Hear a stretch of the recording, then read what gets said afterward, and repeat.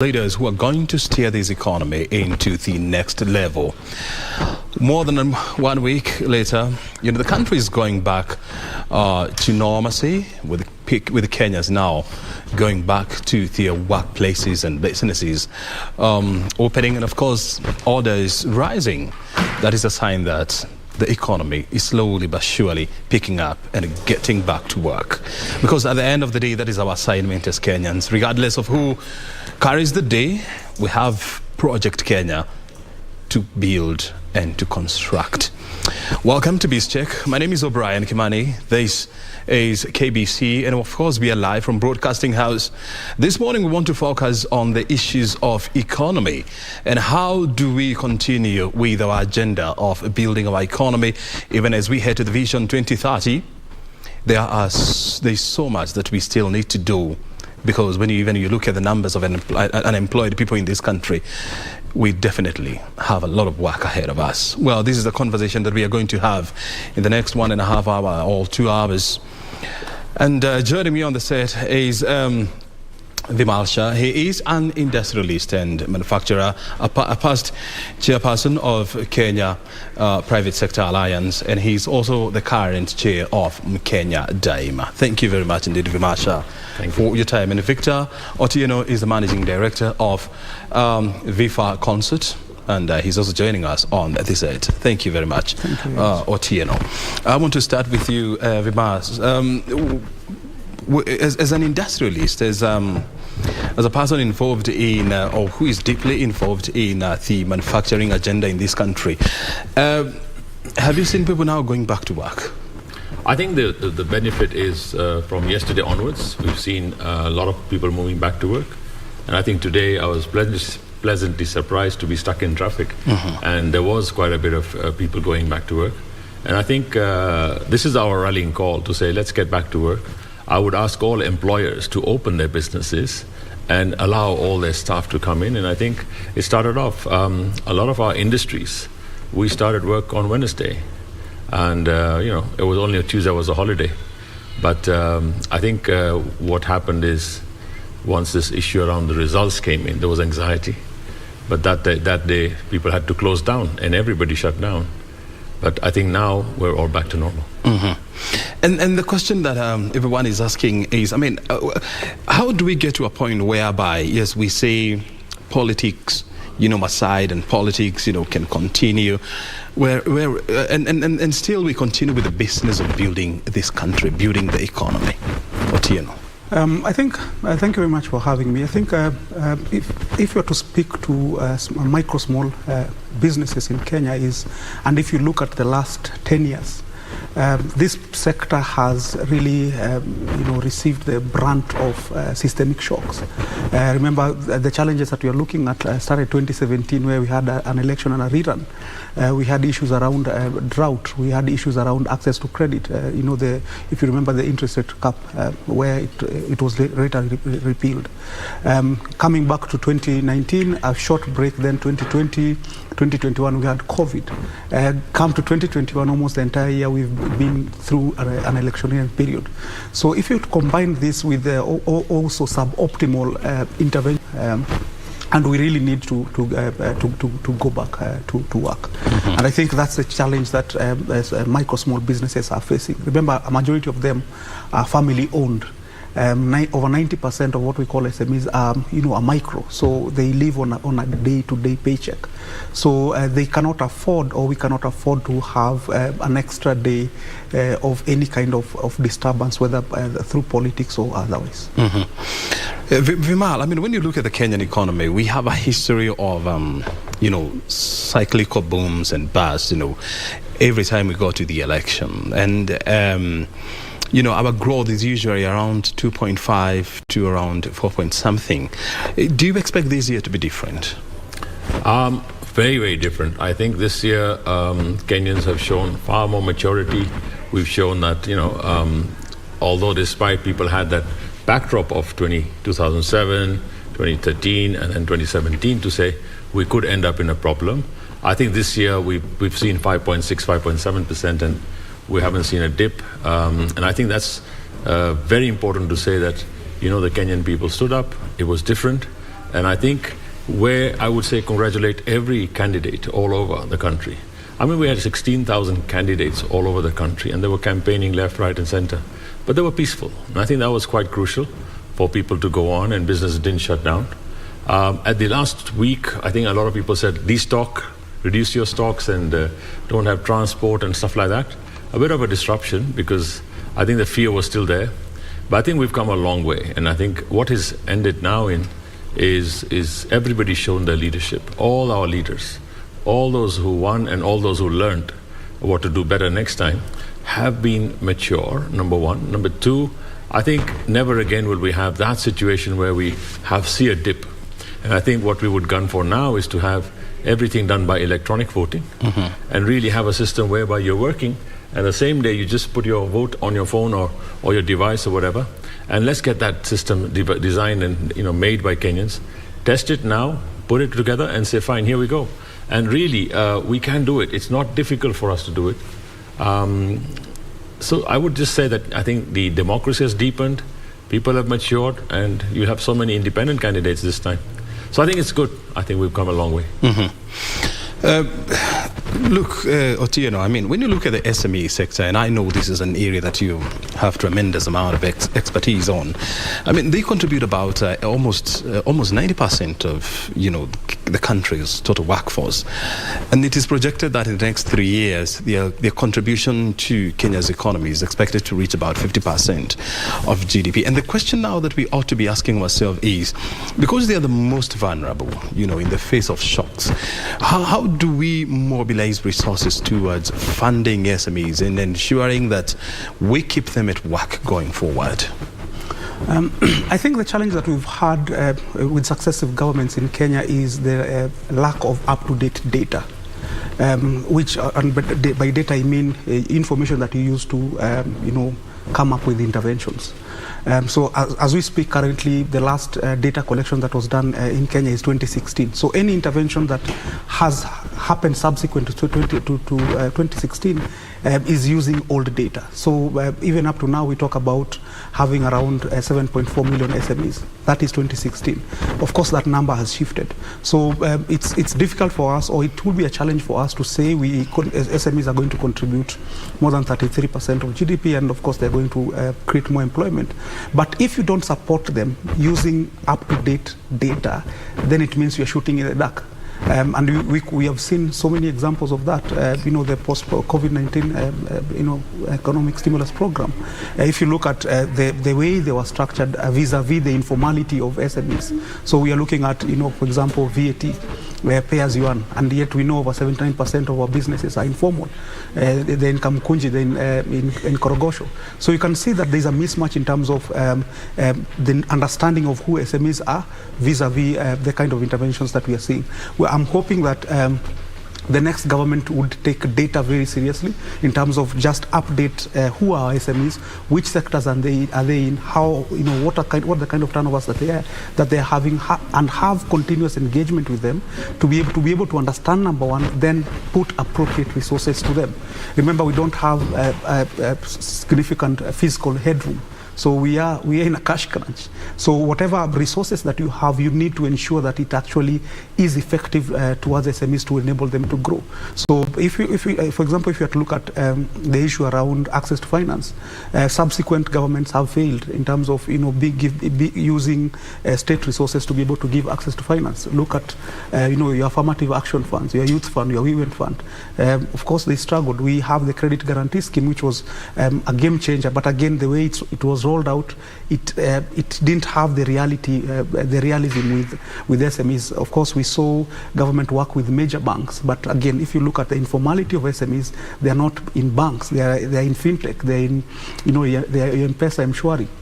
So I'm hoping that as the new government comes in, they would consider take stock of the current action that is there. You have the Credit Guarantee Scheme, you have your Movable Property Securities Act, and all these funds or some de-risking mechanism that the previous government had implemented, see the gaps and possibly move away maybe from working with banks, work with your fintechs because they're already lending to SMEs. Then probably we can be able to see some level of growth in terms of access to finance. Otherwise, if we continue business as usual, then we'll just continue to recycle the same old ideas, and SMEs will continue to struggle. When you look at the last 6 months, the last 6 months, this country has been gripped in politics. The cutthroat competition of politics, and this is definitely has somehow impacted on employment, on orders, deliveries, and so much. How has SMEs been impacted by these? If you look at, of course, the current data we have is over 79% of the people we call SMEs are in wholesale retail. So these are businesses that buy either tomatoes, onions, or electronics to sell. And they rely mostly on foot traffic, on FaceTime. So it means that they're either on a market or something. So the moment you have any kind of disruption in their market or in their shop, it means chances are either they will close or lose their stock. So of course, if you are to look at COVID, SMEs were affected because a majority are in wholesale retail.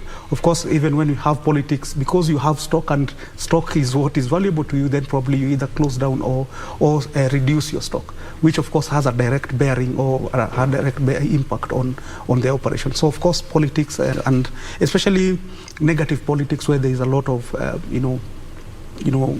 negativity or fighting, then of course that has some level of impact on SMEs. And we've seen a very slow grind in terms of business for the last 3 years. So we are talking 2020. 3 years actually. Yeah, 2020, remember we had COVID. 2021, maybe it was the last quarter is when maybe government opened up. Then immediately we were ushered in to politics through either BBI or any other kind of political activities. Of course, this has a very negative impact on small businesses, and they are struggling. That's why if you looked at the way, immediately the announcement was down, a majority of businesses went back to work because they don't have an option. It's not like, you have some cash reserve somewhere. Yeah, so the last paycheck is what you have. You need to pay rent. So I think we need to be able to handle the grievances that are happening within the political space in a manner that is peaceful. Go through the court system, but allow business or the business climate or business environment to be tranquil for them to be able to make some money. And Vimal, Otieno is bringing a very interesting concept here. I mean, when you look at the last 3 years, they have been very tough, for the business environment in this country. First of all, we had COVID in 2020. It disrupted our country, our economy, all the way up to mid-2021. Before we could celebrate Christmas, then here we are in 2022, cutthroat competition, politics. And now here we are again. How is this likely to impact the manufacturing sector? I think we've gone through, I would say, let's go and say this, we've gone through the worst. COVID was not easy for us at all. We've gone through that, we've gone through election cycle, and I think that's all past us. So even today, you see a lot of people are very relieved in terms of saying, okay, fine, now all that is gone. Now it's getting back to what we do best, right? And I think the issue around opportunities is important right now. The issue around vision of where we go next is important. I think the opportunity space is very big for our people to do a lot more. We've learned through COVID, we've learned through this election system, even the SMEs, manufacturers, everybody's learned how to cope with it. I think that coping mechanism will help us a lot. Right now, it is, whatever the results or whatever happens in politics, I think that's behind us now. And I think the key issue now is to say, let's get on with it. I would say one thing, Kenya is peaceful. It's not going to go back to that system ever, where we have no peace. And therefore, all manufacturers, we've got enough opportunities. We've got the whole of East Africa for us. We've got the whole of COMESA. We've got the whole of African Continental Free Trade Area. We've negotiated agreements. AGOA with America, we can export our goods duty-free to America. We've got the EPAs, the Economic Partnership Agreements with Europe. export there. Yesterday we saw UK also saying we allow exports from Kenya under a new, not EPAs, but another new system. And really, we have market access. So what do we need? We have the people. We have the ideas. Let's get on with it. I think what's crucial is that the new policies set out that we help all our SMEs, all our manufacturers to become far more competitive than they were before. And it's the only way we're going to improve our economy, to say export much more, take advantage of all the areas, and you know what, just add more jobs, because we can increase the number of jobs here exponentially. I mean, government for sure, there's a huge opportunity to go completely digital government, right? E-government completely, and really make it far faster. And that makes it transparent also, because everything is traceable.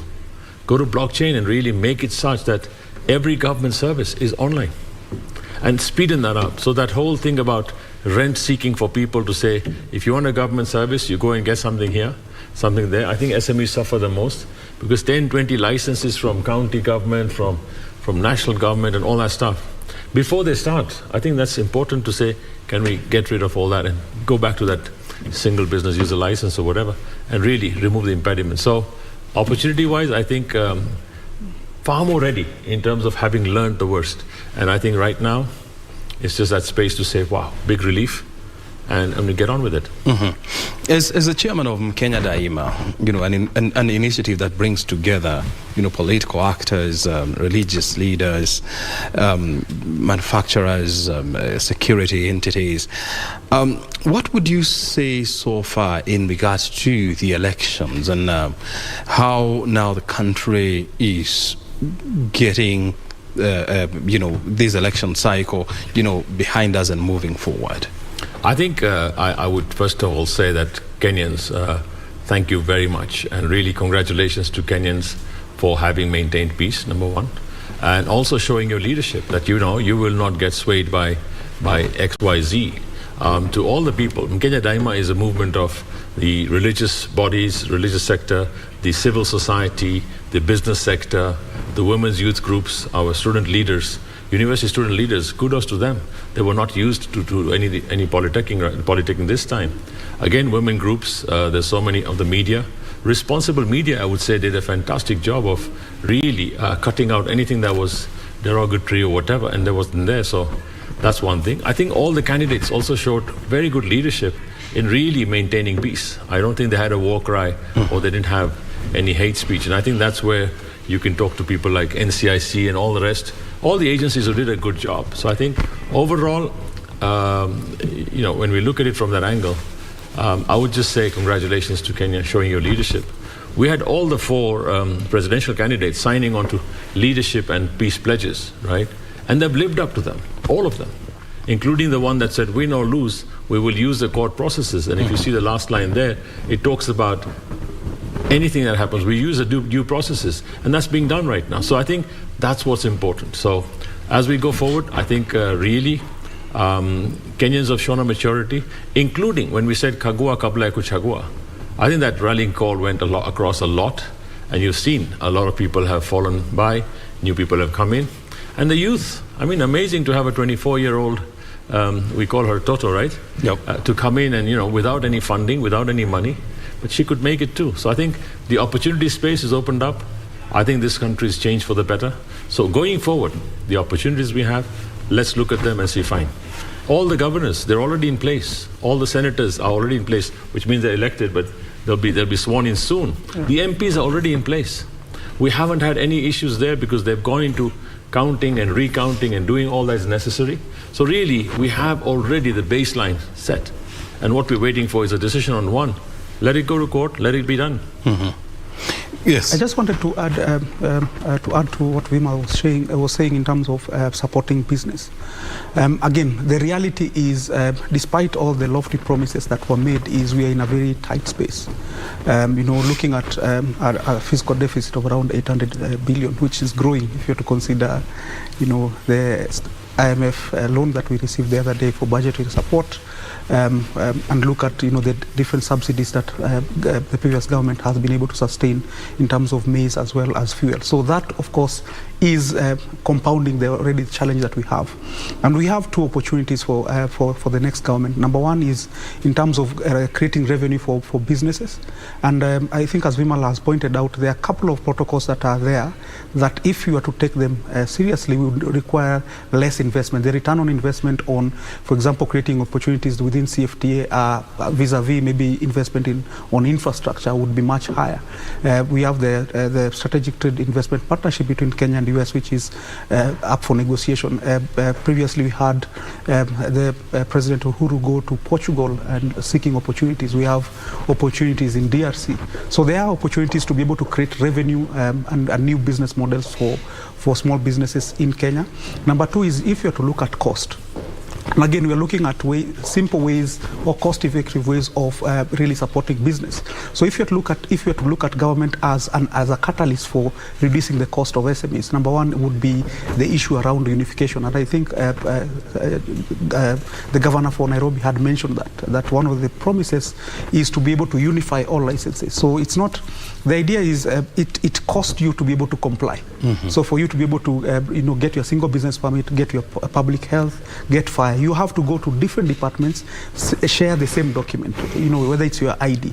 So if that process can be simplified, it means that even the cost of compliance would go down, and even the issue around formalization can be very easy to handle. So number one is unification of license. But also one of the biggest challenges that we have in the country is county licenses.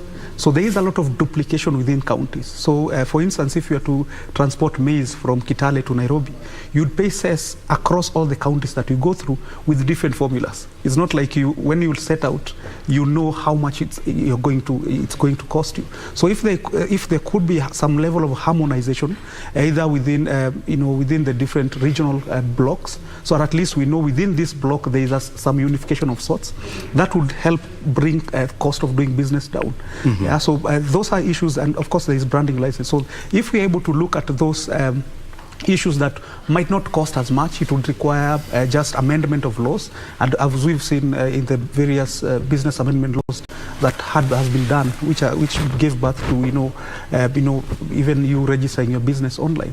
So if we can focus on those salient issues to reduce cost and also look for market opportunities for businesses, I think that can be a huge plus as opposed to infrastructure investment, because we've seen infrastructure investment, yes, they are good, they are foundational, but they are not able to, they don't have the capacity in the short term at least to be able to resuscitate the economy. And we need to be able to have, to put our SMEs, our local informal manufacturers into play for them to be able to be productive. Mm-hmm. And you're bringing an interesting argument here, because when you look at, the outgoing administration of Uhuru Kenyatta, it has managed to put up more than 7 trillion Kenya shillings into the infrastructure, from roads to ports to airports to civil lines to water expansion and to healthcare system.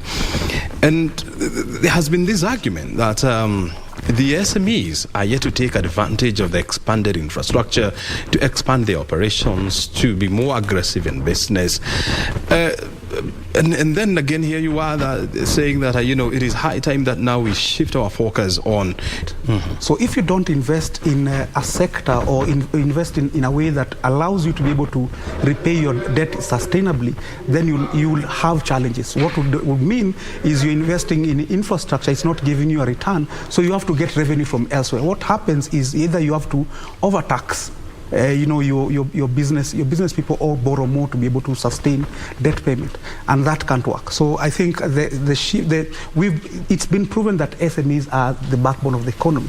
They're contributing 33% to GDP. They are employing over 30% of Kenyans. That is where your cash cow is. If you just need for them to grow by a certain digit, if they grow 10%, that means that there is a direct correlation between that growth and revenue collection. So that is what we are saying. So for you to be able to help them, number one is you need to be able to get their data. If I don't know what you're going through, then probably I'll prescribe a wrong medicine for you.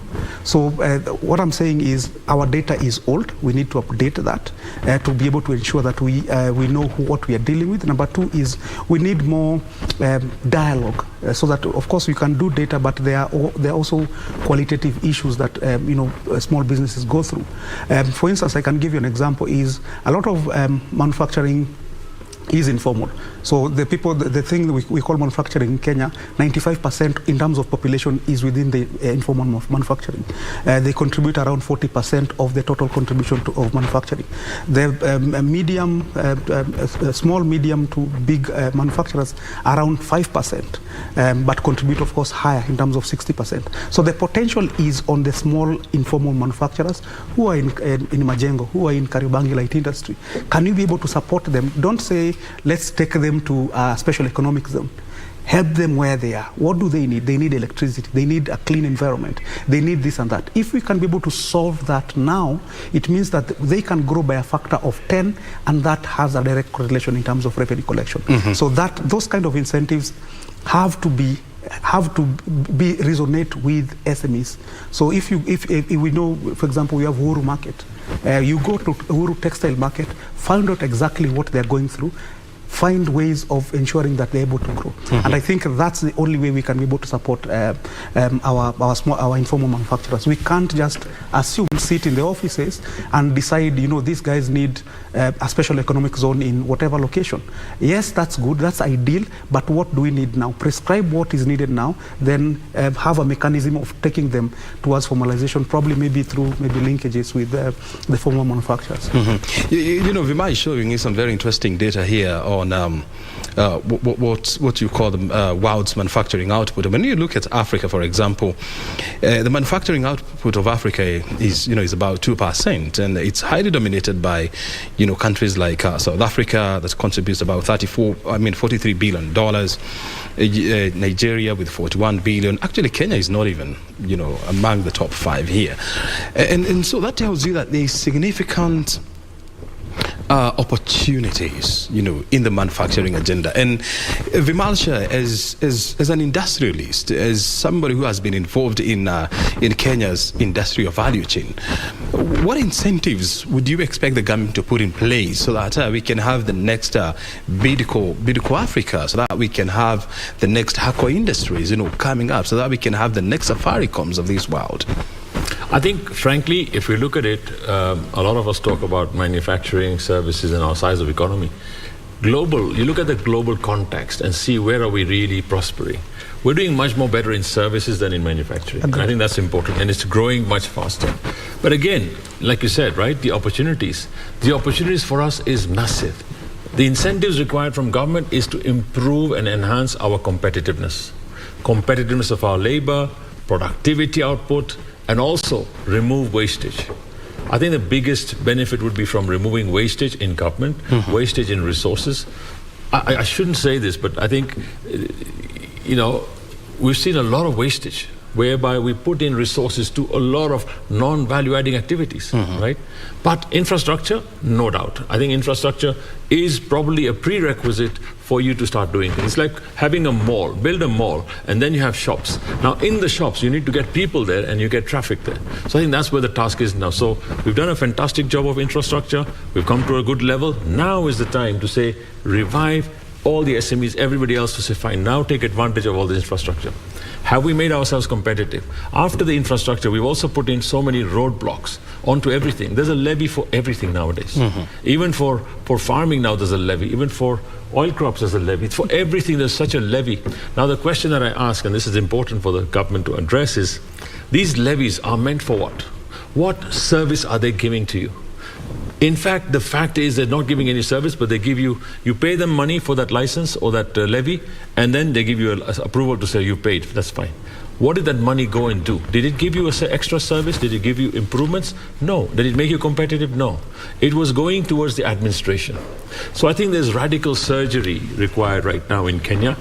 By radical surgery, I mean reduce the entire amount of wasted expenditure. We are putting a lot of money into government, size of government. I think we're actually going and doing administration over the same cake that we've been baking for years. The size of the cake has not gone 10 times. If the size of it goes up, then increase administration. Today what we've done is we've added more and more and more micro administration right up to this small trader is being administered by 10 more people. So when they're paying a levy, it's going towards their costs. We can remove all that immediately. And I think that's where we say radical surgery to say, fine, enhance competitiveness of every SME, enhance of every manufacturer, anybody. Your SME, it should be a ladder that you go from, it's a journey, you go from S to M to E to large, right?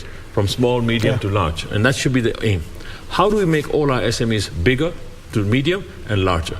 That should be the main thing, right? And I think that's going to happen. We shouldn't stay in maintenance mode. Maintenance mode means the size of government is bloated, the expenditure is bloated, and all we're doing is paying them for it. And what are we taxing? We're taxing all the SMEs, all the manufacturers for it. So that's where the move is, number one. Number two, digitize a lot of it. If you digitize a lot of it and don't have levies, and if you're getting a levy, put it as a service. If you are providing an essential service, then you pay for the service, but then you're getting it and make it competitive. In fact, more SMEs can do so much more in that whole space. So I think that's there. The question is, we will need to make some, let me put it, unpopular decisions to say, I need to reduce size of government. Why do we need 349? I mean, I know I could be very unpopular. Why do we need 349 MPs in Parliament making laws? Right? We've been making laws and laws, and the question is... And actually it's 416 when you throw in nominated MPs, and nominated senators, and of course elected senators, in a population of about 60 million people? Correct, 55. 55. And again, the whole administration is bloated. We need to make it far more digital. And even, and this is something that in the early years of Uhuru Kenyatta's administration, you know, there was a spirited attempt to try and to trim the country's public wage bill. I want to believe now it has grown, even though, you know, that whole plan fell through. Is this something that you would expect the new administration to pick up? And where do you see are areas where the government can cut down on wastages? I think this requires the type of leadership that we need, which is be radical, make sure we remove wastage, identify the wastage. A lot of people don't see it as wastage. By wastage, I mean all the corruption, all the stealing, all the theft, all the unnecessary stuff that we spend on, right? Allowances, this and that and whatnot. Let's make it different, number one. Number two, the leadership will require, okay, fine, can you reduce the entire size and radically improve productivity? Agriculture itself, agribusiness. Move from being agriculture into agribusiness, add value to all our products and really make it better. Even if you see the elections this time, right? All the jackets and the coats and the caps and the t-shirts are coming from China. Why aren't we adding value here? And that's my point to say that we can do a lot more here. We just make it more competitive. Every county can put up more industries, right? If we went into fruit farming and other farming, scientific farming is the only way to go. There's no other option. And that way you're not rain dependent. Irrigation, like crazy, just go and do irrigation, which means water management at the best level and then give nutrients. Fertilizers, we don't even have a full fertilizer factory in Kenya. We're still importing and mixing in Kenya, right? Why can't we get into that in a radical way? Number one. Number two, I think the issue is that the leadership required right now is to say we have done enough with corruption. In fact, give a full amnesty and say, fine, get out with it. But from now on, no more leakages. And be very ruthless on that. Yeah. I hope I answered your question. But incentive-wise, competitiveness. Competitiveness, that's what you're talking about. Yeah, yes. I just wanted to, again, it's always easy to learn from others. You know, where we are in Kenya, we are very similar to the situation Japan was in after World War II between the years 1945 to 1956. And the challenge that was facing them, which is currently facing Kenya, is, of course, as you rightly put, is productivity in terms of agriculture. Number two is technology. Not only technology in terms of e-government, but technology in terms of the resourcefulness of Kenyan entrepreneurs. We have indices after indices indicating that Kenya is performing well. Look at the Global Innovation Index. Kenya is number 3. in Africa. Look at startup ecosystem index. Kenya is up there. If you look at the amount of venture capital that Kenyan startups are attracting, we currently account for 17% of all venture capital coming into Africa. Look at Visa; they have set up their hub in Kenya. Look at Amazon. Look at Microsoft. All this gives even Google. All this, even cryptocurrency adoption index, even new indices we are leading. So it tells you that we are very innovative in terms of our population. Look at the different innovations that are happening. COVID happened, and we already had someone develop a ventilator in a month of months. What happened to him? Of course, he didn't go anywhere because of systemic support. So again, there is an opportunity for us to invest in such a sector. If you look at Nigeria, for instance, within a year they've already passed a startup bill, because even President Buhari realizes that this is a sector that has a very high return on investment.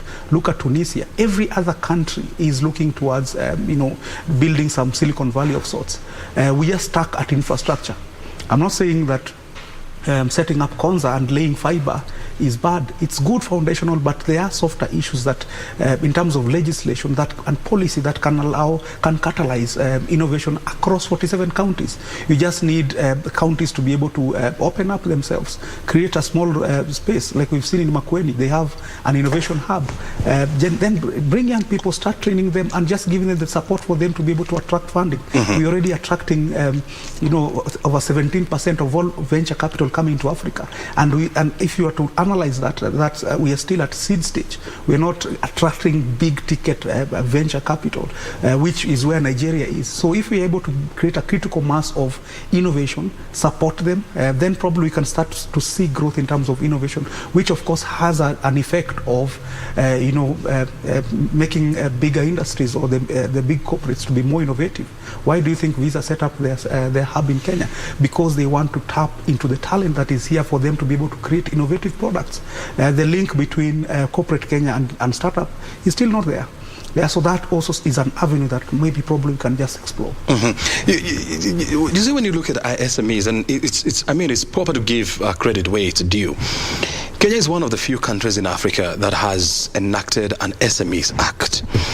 Kenya is one of the few countries in Africa that has an authority whose role and pure mandate is to look at the interest of SMEs in the country.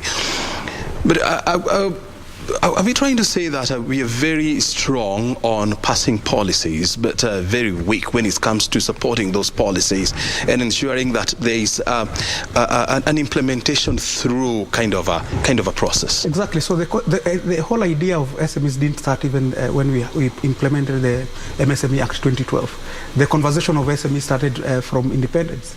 They had the MSME Act in 2020. We developed the MSME Policy 2020, which tried to condense all these interventions in government. But the challenge we have still is there is a lot of silo that is happening within government. Yes, we have an authority, the MSME, MCA, under the Ministry of Industry and Trade.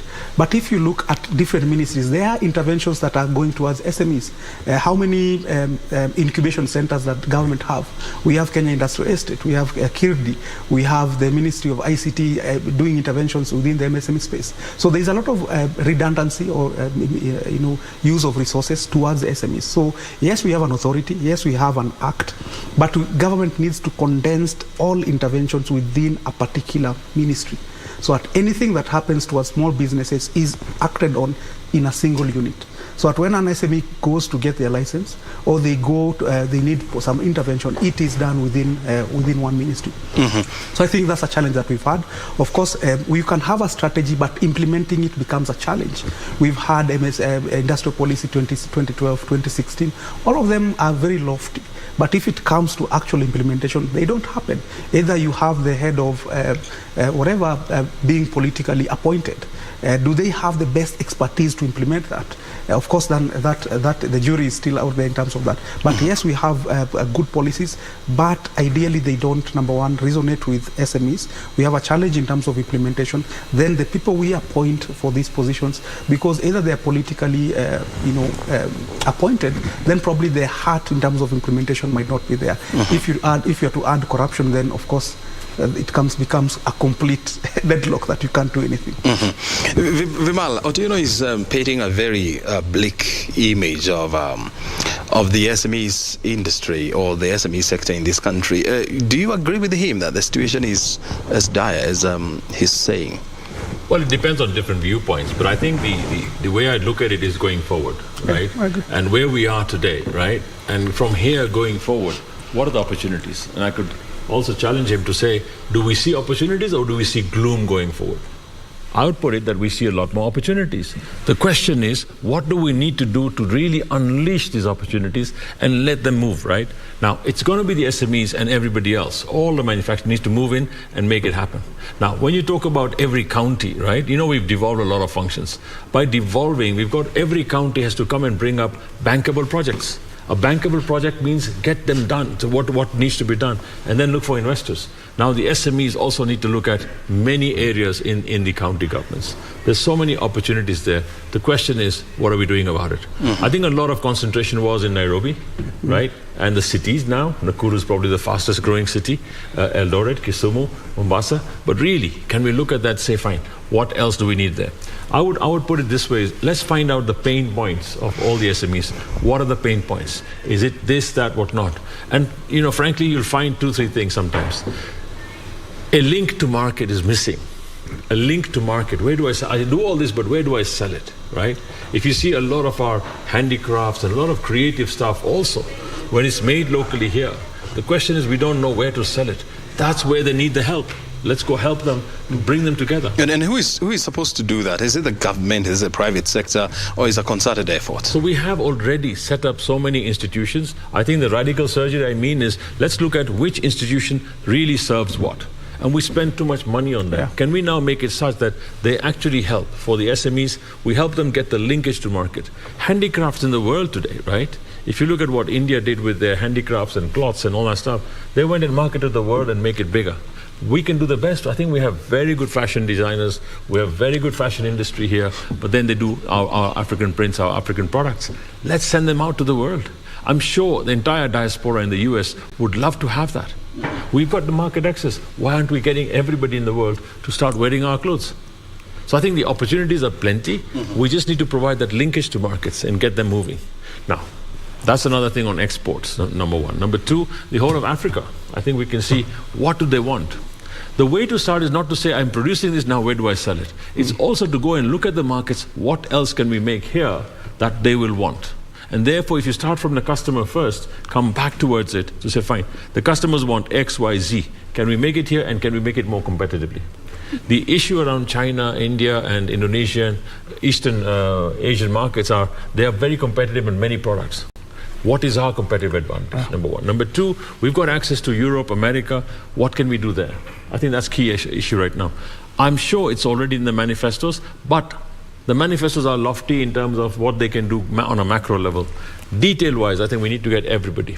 So what's going to happen now is even the SMEs need to form themselves into groups to say, if this is the textile group, go into the textile group. If it's the handicrafts, if it's metal, if it's Juakali, associations will work together and group together to see where we can sell. I want us to dash to Kiambu County, where the education CS, George Magoha, professor, is commissioning CBC classes, and let's listen in. Everything else being constant, I am assuming that the incoming administration will also embark on further additional 10,000 classrooms that may be required as we move forward. In terms of the using of our primary school resources, we have already identified 2,300 classrooms, schools which are within the same precinct as high schools. And because time is of essence, we shall also use those classrooms. There will be about between 3,000 to 5,000 classrooms available in those schools, which means we don't have to worry about teachers because they are in the same compound. I don't want to think for the incoming government, but we have left for them an avenue of low-lying fruits. For example, we have not taken schools which have the same fence with the primary schools. That is an area which they may decide to move into should there be need for extra space. So I think this is something that is deliverable, and I want to thank everybody who has contributed, more specifically the Ministry of Interior and Coordination of Non-National Government, with whose officers I've worked with at every stage. I want to thank the chiefs, the deputy county commissioners, the assistant county commissioners, and the county commissioners themselves, right up to the top, that we have worked together. Our target, and that's why I'm out here, because we are supposed to be doing less kidogo, but we have a target to meet, and it shall be met. And that target is another 1,000 classrooms or so scattered across the country. Like I've said, the Nyanza region, the northeastern region, the central region are doing extremely well. We have issues with Western and Nairobi and the coast. So we shall be ensuring that we encourage each other, because this is time to encourage each other, that we are able to actually complete, because money for these classrooms are there.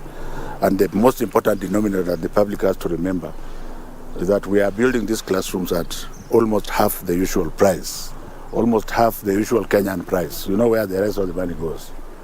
So if we are producing classrooms like the one you have just seen at 788,200 shillings, why should anybody build a classroom for 1.4, 1.5 million?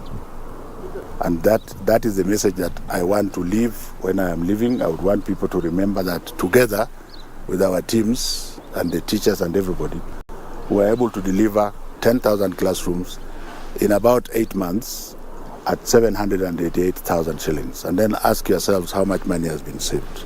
Nobody is a hero, nobody is a winner, everybody is a winner. There's no loser in the process. But I think it will be then a footprint for people who are coming to ensure that they tell the public why they should use any extra coin to produce a classroom for our children. I don't think, first of all, I'm not going to allow the fielding of questions, and I just want to think whether I can go around things which you might ask me about.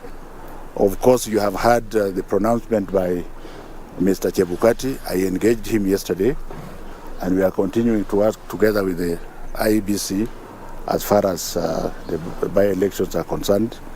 Whatever is going to happen, we'll take the safety of our children first.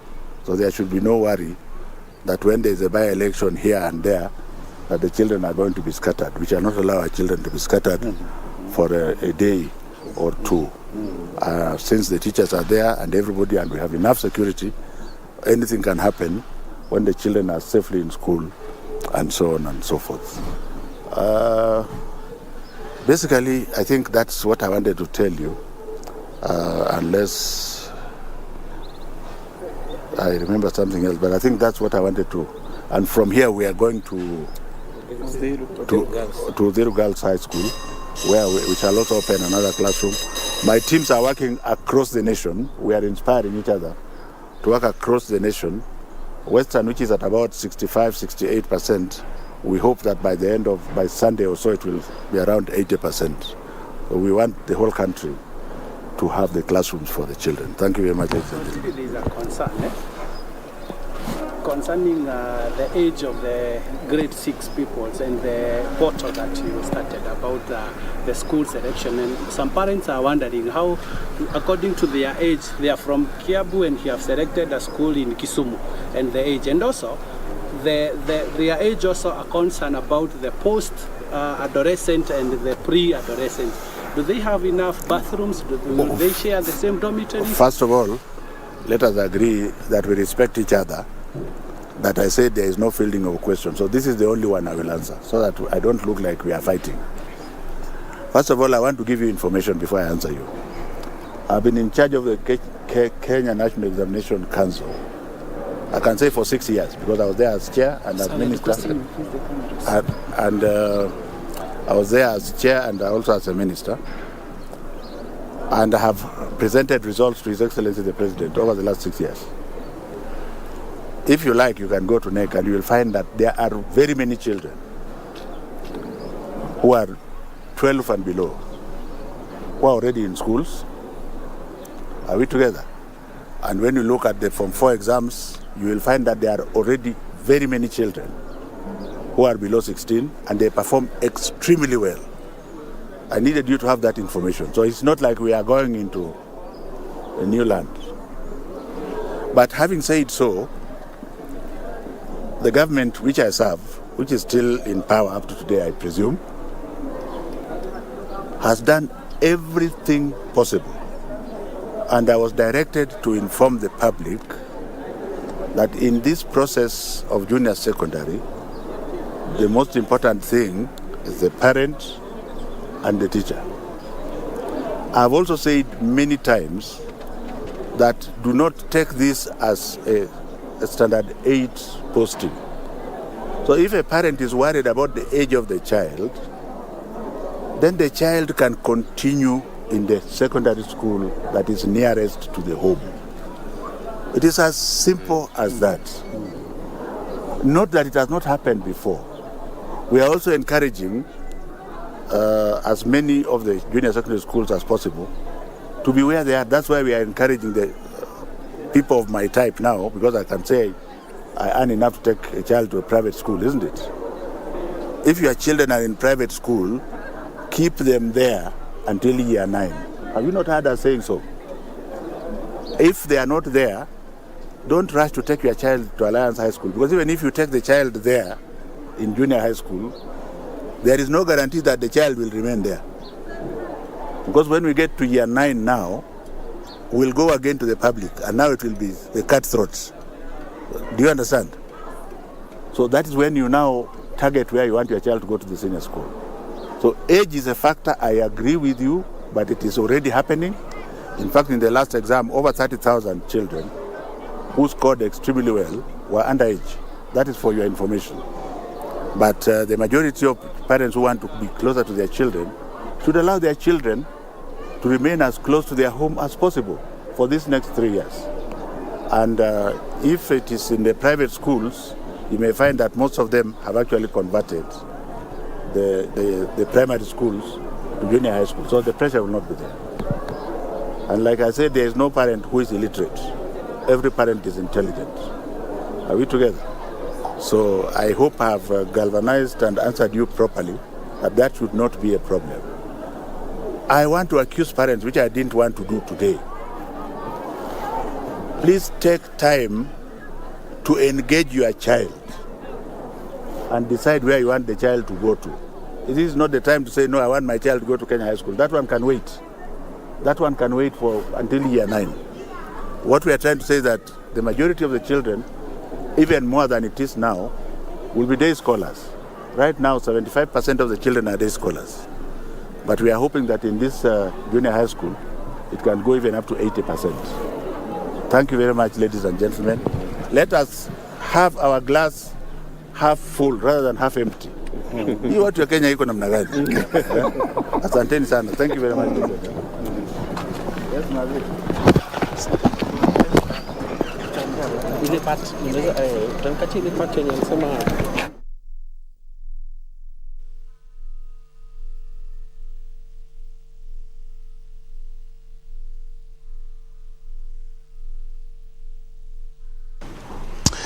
Well, that is Education CS, Professor George Magoha there in Kiambu County, commissioning CBC classrooms and, of course, giving an update on where we are.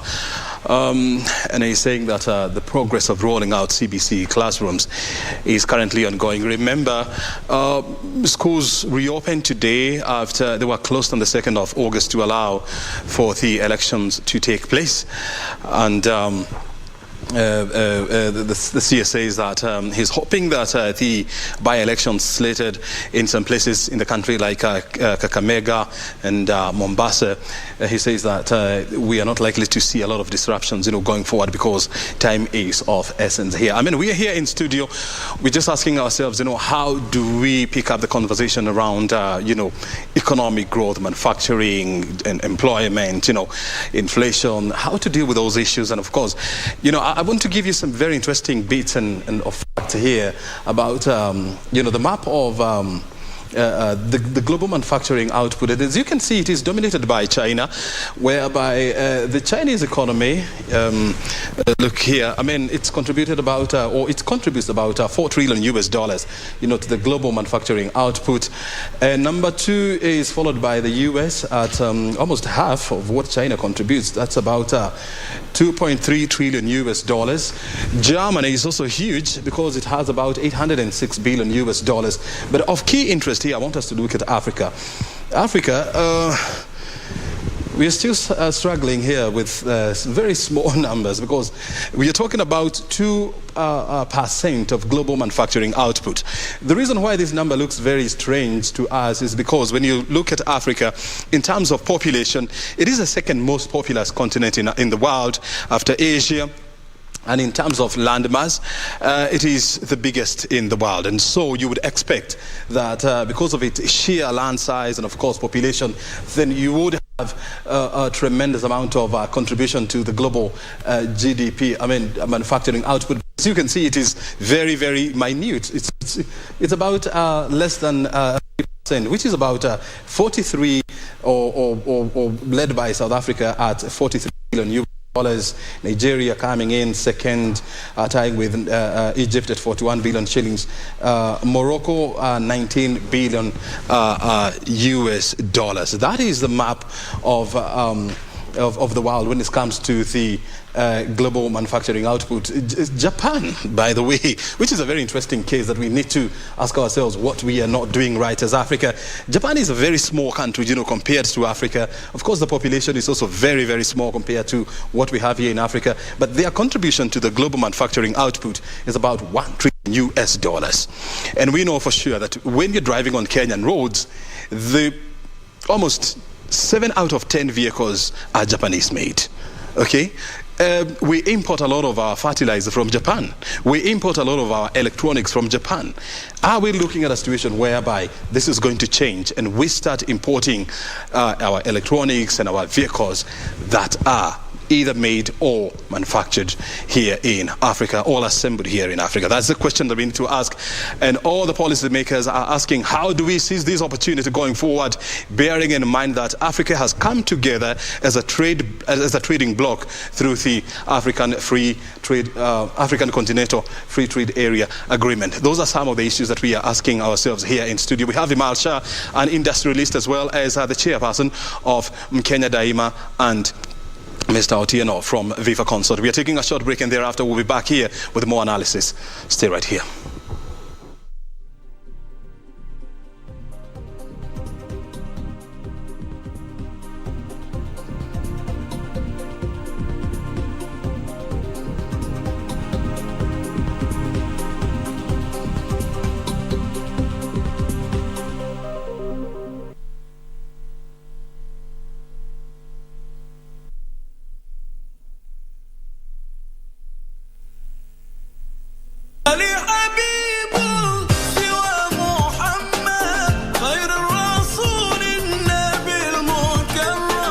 Mwezi mtukufu wa Muharram ambao ndio mwezi ambao tuko ndani yake sasa hivi, ni mwezi ambao unahusika sana na ibada ya funga ya Tasua wa Ashura. Kuna haki ya kuifunga siku kama hii, saumu ya Ashura, siku ambayo saumu ambayo kwamba ni bora. Ukifunga, Allah subhanahu wa ta'ala anakusamia madhambi mengi. A'udhu billahi minash shaitanir rajim. Bismillahir rahmanir rahim. Peace and blessings be upon you. Ya Sayyidi, Ya Rasul. Feel so lost without you. I long for that day. You got my gold. Mattress People's gold.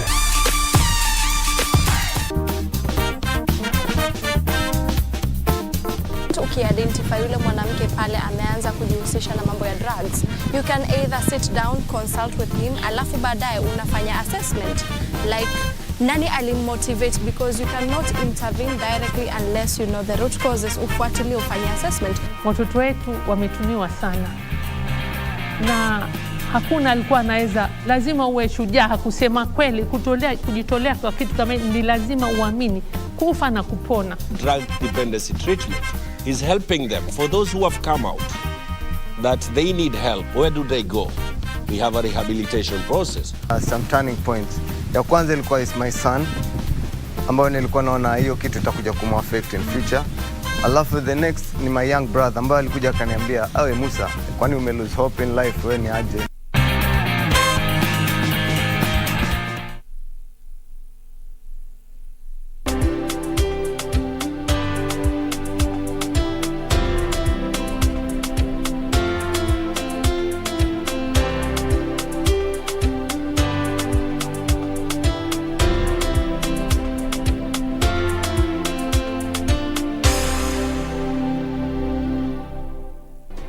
Do you have a news story to share with KBC? Get in touch swiftly on email news@kbc.co.ke or call 0723-892-654 or 0734-780-124.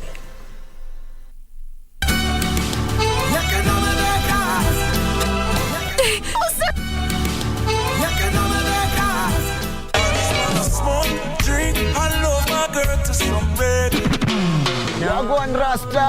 Kumbuka kila Monday ni Iris serving you nothing but the best in reggae music. Maisha ni yangu, washughulika na yako. And on Tuesday, it's all about Kenyan music, bringing you the best from the 2-5 flow.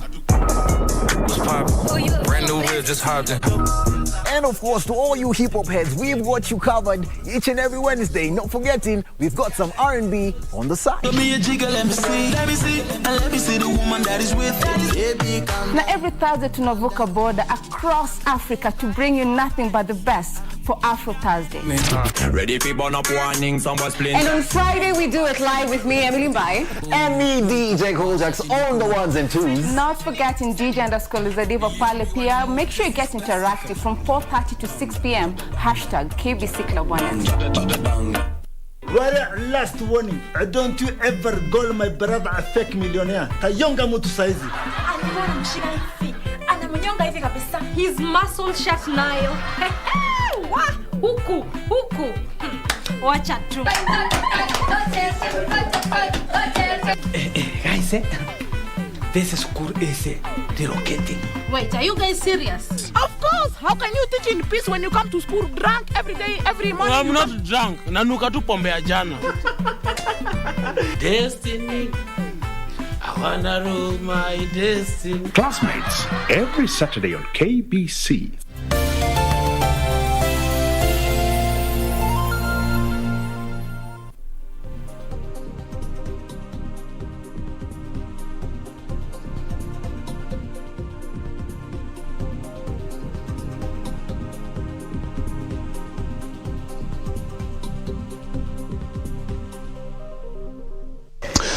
Welcome back. You're watching Biz Check. We're live from Broadcasting House, where we focus on issues around the economy, job creation, as well as the issues of inflation and the cost of living. That is the conversation that we are having here.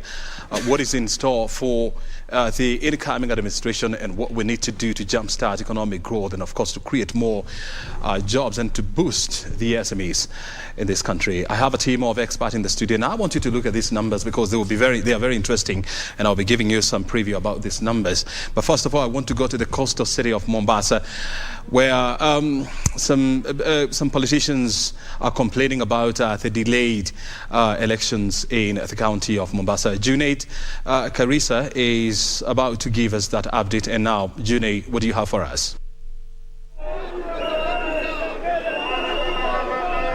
Right, good morning, O'Brien. We're coming to you live from the Mombasa Law Courts, and this morning ODM gubernatorial candidate Abdulswamad Sharif Nasir is expected to file a petition challenging the directive of IEBC chairperson Wafula Chebukati, issuing that the Mombasa gubernatorial elections that was slated for 23rd of August be postponed indefinitely. Now, we were with Abdulswamad Sharif Nasir yesterday night after the pronouncement of that directive, and he expressed as to why he is in in protest with this directives. Of course, right outside the Mombasa law courts are his supporters who are escorting him to file that petition. According to Abdul Swamad Sharif Nasir, he says that the directives are unconstitutional and that he feels that the directives are malicious and shouldn't have been directed. He says that once the directive were issued to postpone earlier on this month, he says that they were supposed to promote voter apathy in this region, to promote a certain candidate to be able to win in the presidential race. However, those are claims that he is just making, and today morning he is expected to come here and see if the courts will assist him in getting orders that will allow that election that is slated for 23rd to proceed without any hitches. Now, Wafula Chebukati yesterday pointed out that he has postponed the Mombasa gubernatorial and Kakamega gubernatorial election based on alleged harassment of IEBC staff at the National Tallying Center. And this harassment at the National Tallying Center has led to other IEBC officials across the country feel afraid to discharge their duties. Hence, he cannot conduct the elections, or the commission cannot conduct the elections that were slated. And so this directive, of course, was met by a surprise and met with protests, as you can see from your screens, from supporters of Abdul Swamad Sharif Nasir and himself. He says that there are no grounds that warrant the IEBC commissioner, chairperson, to warrant for him to postpone these elections. He says that they are ready and they can go to the ballots anytime. However, he feels that his actions are malicious in the postponement of these elections. Of course, we are following up his main contender, his main opponent, Hassan Sarai of the UDA gubernatorial ticket, is expected to also address us, the media, on his stand also, or whether he has accepted this decision, or he is also protesting that these elections be postponed. He is yet to give his remarks as to his position regarding as to the postponement of this election. However, according to Abdul Swamad Sharif Nasir, he insists he wants the elections to be conducted on the 23rd. Constitutionally, he has to go to court, challenge the decision by IEBC chairperson. Then if the court give any direction on the matter, then the elections will be conducted on the 23rd. But as it stands, the IEBC chairperson, Wafula Chebukati, has insisted that the elections of the Mombasa gubernatorial will be postponed indefinitely. So we are waiting the arrival of the gubernatorial candidate, who is also the sitting member of parliament in the last legislation. Abdul Swamad Sharif Nasir was the Vita member of parliament, to come and address his supporters, because they are charged here from as early as 9 a.m. The supporters were here waiting for him to come and file that petition to have the directive be thrown out so that the elections can be conducted on the 23rd. Also, my colleague Michael Mondiga is at Hassan Omar's office, also getting his remarks on whether he feels comfortable on what was discharged by Chebukati or not. So we are keeping a close eye. The Mombasa team is keeping a close eye this day on how this whole gubernatorial elections stalemate will end today. So I hand it back to you, O'Brien, as you wait for the arrival of Abdul Swamad Sharif Nasir. His lawyers are already arrived. Of course, we have seen some of the elected leaders and some of those who are backing his candidature right behind me. So they're just waiting for his arrival. We see what the court will give direction on the pronouncement on the matter, and then from there we will understand how this whole stalemate will be resolved. The Hassan Omar is also supposed to give his stand. We also wait for his word on the directions that were given by Chebukati. So, Brian, we are here keeping a close eye, and hand it back to you back in the studio. Well, Master Demi, that is too much noise around our coast correspondent, Junei Ikarisa there, you know, members of public there, or supporters of politicians there making noise about the delayed elections in Mombasa County. And of course, that's a story that we are following up on. I told you about this map, or some lines, you know, that I'm going to explain to you. And when we are looking at the global manufacturing output, and when you look at this line, it's going to tell you a very interesting story, because in 1997, the output was about $6 trillion US, and this has somehow more than doubled in the last 20 years. I want to look at the 2017 numbers, which was captured at $13.2 trillion US. That was in 2017. That is more than double of what manufacturing used to contribute in 1997. That was 20 years ago. And now when you look at between 2017 and 2021, the numbers here are $16.5 trillion US. There was a drop in 2020 for obvious reasons, because of the COVID-19 pandemic that somehow disrupted the global economy much more the manufacturing agenda. So that's how the manufacturing agenda of the world looks like. But I want now to focus on some very salient numbers here coming from the International Monetary Fund. When you look at the World Economic Outlook updated that was released in July this year, you can see the numbers here are looking not very, very good, because the global economy is expected to expand by about 2.9%. That is actually a significant drop, when you put in mind that the world economy expanded by 6.1% in 2021. 2022, you're looking at 3.2%. In 2023, the number is actually likely to look even worse.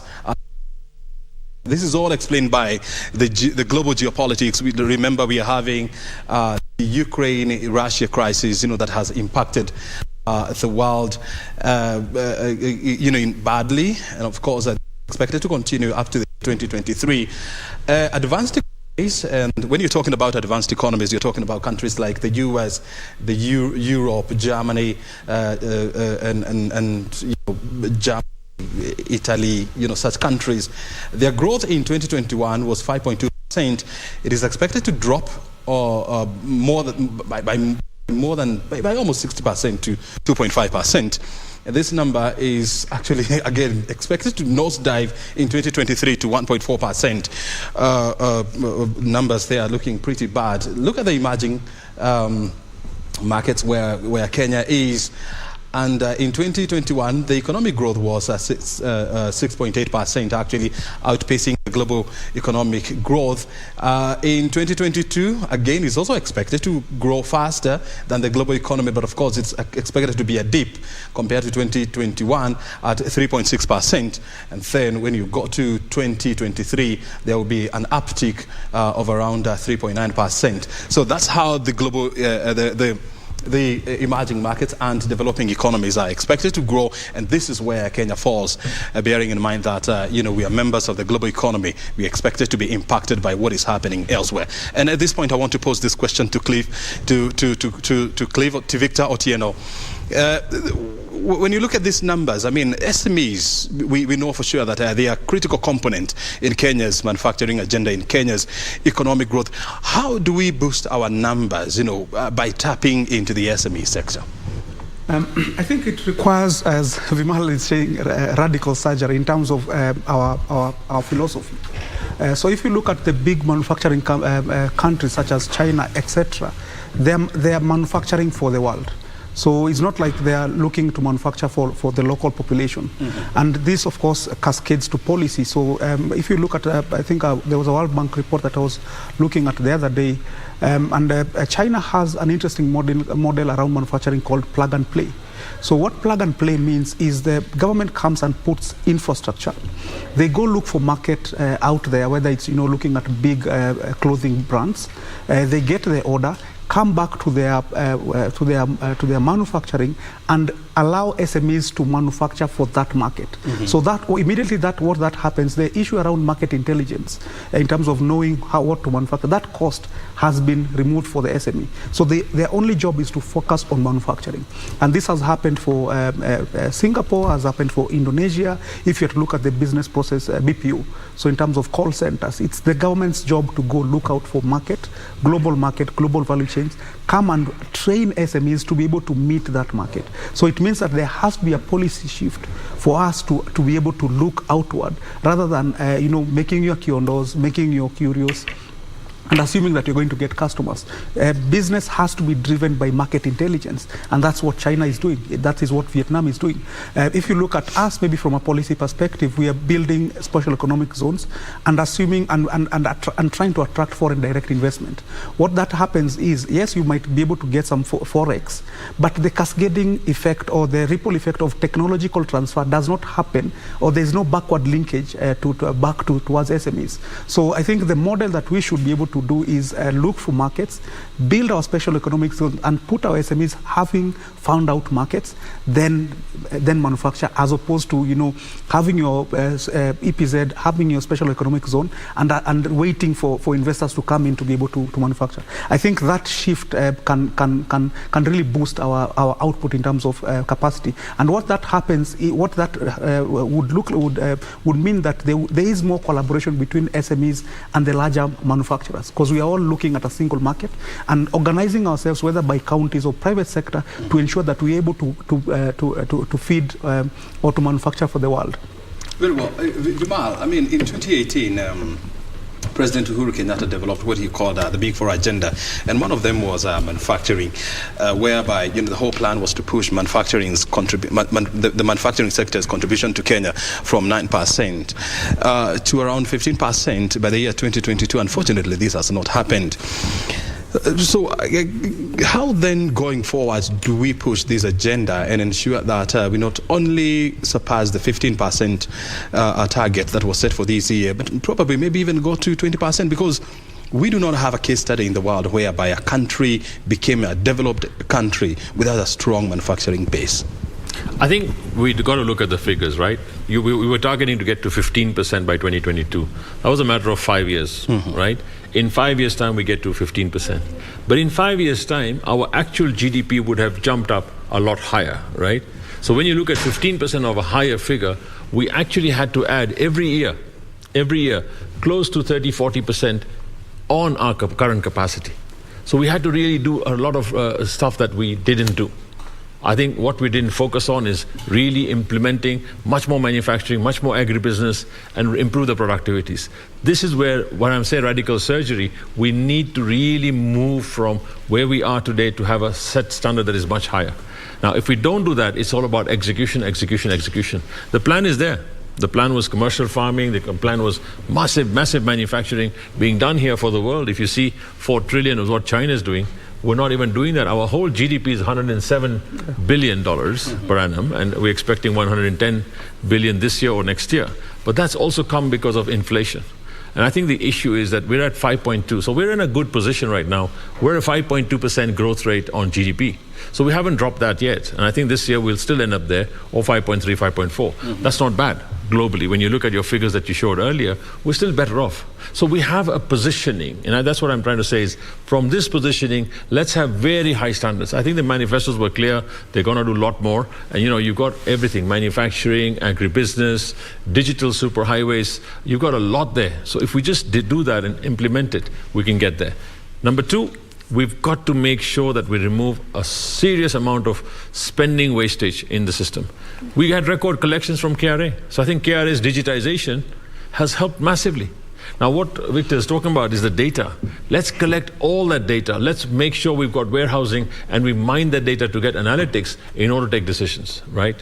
Why can't we do that? If the world can do it, we have our young people who are amazing in data analytics, in data scientists and all that stuff. Get it out there and say, fine, let's make productivity. Productivity improvements everywhere. Agriculture, our yield per acre on everything, including maize and wheat and all that stuff, needs to go up. We've got so much land, we say unusable. We could start using that. I mean, if Israel has all this sort of a desert, right? and they still get a lot of output. Why can't we do it here? Ukraine, you saw what Ukraine was doing, right? Yeah. It had the entire value chains of products. One stop at Ukraine and they had a world shortage of wheat, world shortage of sunflower oil, and serious problems on fertilizers. What's stopping us from doing that here? I think it's just that we set our goals and standards to a very low level. Let's go up them, and really, it is the time for us. Very well. You see, when you look at the globe, Kenya's economic growth forecast, from the IMF to the Central Bank of Kenya to the World Bank, all of them are saying that the economy is going to defy the ongoing political noise and shrug of the global geopolitics of Russia and Ukraine to post some positive growth of about 5.6%. I mean, this is well above the global economic growth, Africa economic growth, and emerging markets. But then, Otieno, how do we make this growth more relevant to our SMEs? How do we make it make sense to our SMEs? Remember, all those are estimates. All these different entities make assumptions, do projections, but they're estimates. So the reality, but of course, the estimates are driven out of, they don't just wake up and say this number. I agree. All I'm saying is what we need to look at is our reality. For example, we know that we are largely agrarian. So our economy largely is dependent on the manufacture, on agriculture, for instance. Agriculture is around 20% of GDP, roughly, directly another 20%. So we are looking at more than 40% of Kenya's GDP relying on agriculture. And we currently have drought. So what that does tell you, we know that, for instance, agriculture contributes more than 75% of manufacturing input. So it means that if these two sectors are directly impacted by drought, it means that we need to institute some changes to ensure that we avert a crisis. We're currently having issues around fuel, which, of course, if you look at fuel, is a great input in terms of the entire economy. So there are red flags that are currently there. Of course, we are looking at, as Vimal has indicated, we have the Ukraine-Russia crisis, which has an effect on wheat. Remember, wheat, rice, and maize is something that we import despite us having arable land. So I think, in my opinion, is that we have very little resources in terms of government. We need, number one, to get data so that we use the resources that we have in the most efficient and effective way possible. Not looking at a certain goal, but looking at incremental growth. So if we're able to, for instance, go to a textile market in Uhuru Market, how can we be able to ensure that their revenue doubles? Yeah, so those small changes is what will cascade to having growth. But otherwise, if we have conversation at a macro level and say these are the sweeping policy interventions that we are going to do, then we might miss the point. I think it's time for us to roll up our sleeves, go get the actual data in all these manufacturers, whether manufacturers or different business entities. How can we be able to increase, either reduce your cost through taxes and licenses, and be able to just ensure that they're able to grow by a small margin. I think that's where the crux of the matter is. Vima, I mean, one of the challenges that we are facing as a country is very high numbers of unemployment, and I saw the numbers last week. They were standing at 17%. This is, of course, catastrophic if it is not taken care of. I mean, how do we then reduce this number going forward? I think we actually have a real problem, and I think we've all got to go. I mean, all governors, MCAs, everybody else, senators, get into problem-solving mode and say, fine, I need to create X number of jobs in my county, in my area. And I think the governors are executive who can get that done. First and foremost, do we have as governors the amount of GDP in my own county? The GDP, then what's my total employment, what's my unemployment, and what's the caliber of people that I have? What do they need? Do they need more training? Do they need more education? Do they need more learning? Let's get that done. And once we get that, we know what the core competencies of these people are. What can they do better? If it's digital, I think we can actually set up we don't need everybody to come to Konza and do that. I think we need to get it out in the counties to say, we have digital infrastructure there, put the bandwidth there and cluster people together. What is Silicon Valley?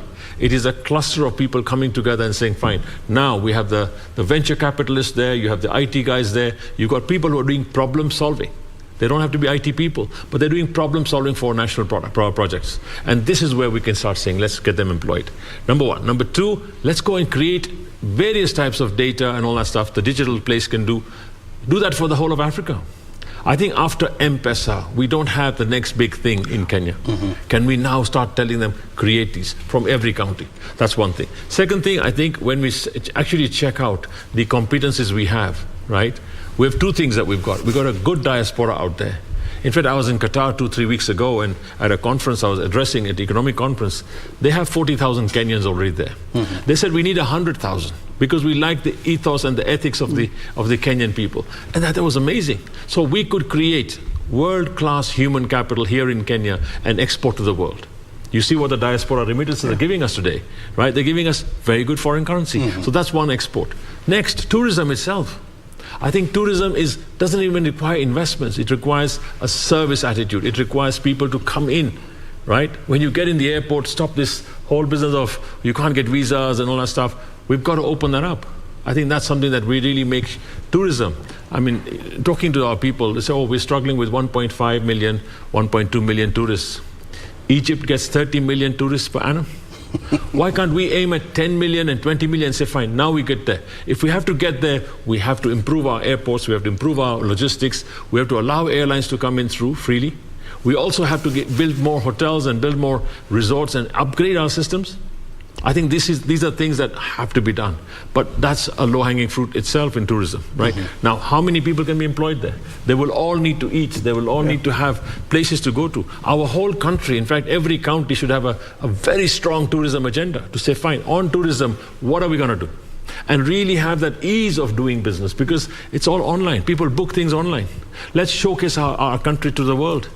We have substance here. And yet, sorry to say that, but in Egypt, we have the pyramids, and that's it, right? And the deserts. But you come to Masai Mara, and every visit, it is a different scene. The animals are different, but at least it's pleasing. So I'm saying there's so much more we have. Then you took at manufacturing. Talk about a lot of other things in terms of agribusiness. Our entire land value chain, right? Every county governor needs to have a master plan.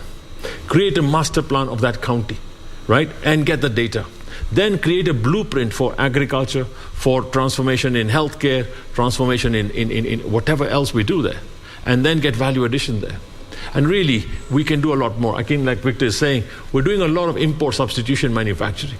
Can we now start saying we are now producing for the world or for the rest of Africa?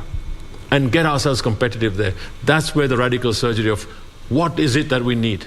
I mean, there are associations who will give you all the ideas on what to do with manufacturing, what to do with whether it's legal or medical. We can do that. I think the amazing opportunity that we have is we've got a lot of headroom to improve ourselves. And I think to go from where we were today, you know, at a lower rate of manufacturing output, to go to 15% is not difficult, but we have to take action. And I think it's time for taking action on every front and getting it done, and then having results-oriented people. This brings me back to making sure that we don't place people who say, because he lost election, let me place him there, let him become this minister, that minister, whatever, or that governor, or whatever. We need people who can take action. I think the manifestos are clear. Let's get people who can say, get it done. Results-oriented, just like in the corporate world. Get it done, create more jobs. And then how many jobs, you know, your salary should be based on how many jobs you created or you helped create, right? If your GDP growth rate in your county is happening, there should be a salary for that. But no other allowances just for sitting and doing nothing. Exactly. Otieno, look at counties. I mean, they're supposed to be engines of growth when it comes to Kenya's economic agenda. But when you look at how our counties are being managed, and they're supposed to be our mini economies, adding into our large economy up here, how do we then make our counties our engines of economic growth engines of prosperity, engines of social growth? I think from the get-go is if you look at Kenya from a global perspective, they don't look at you as national government and county governments.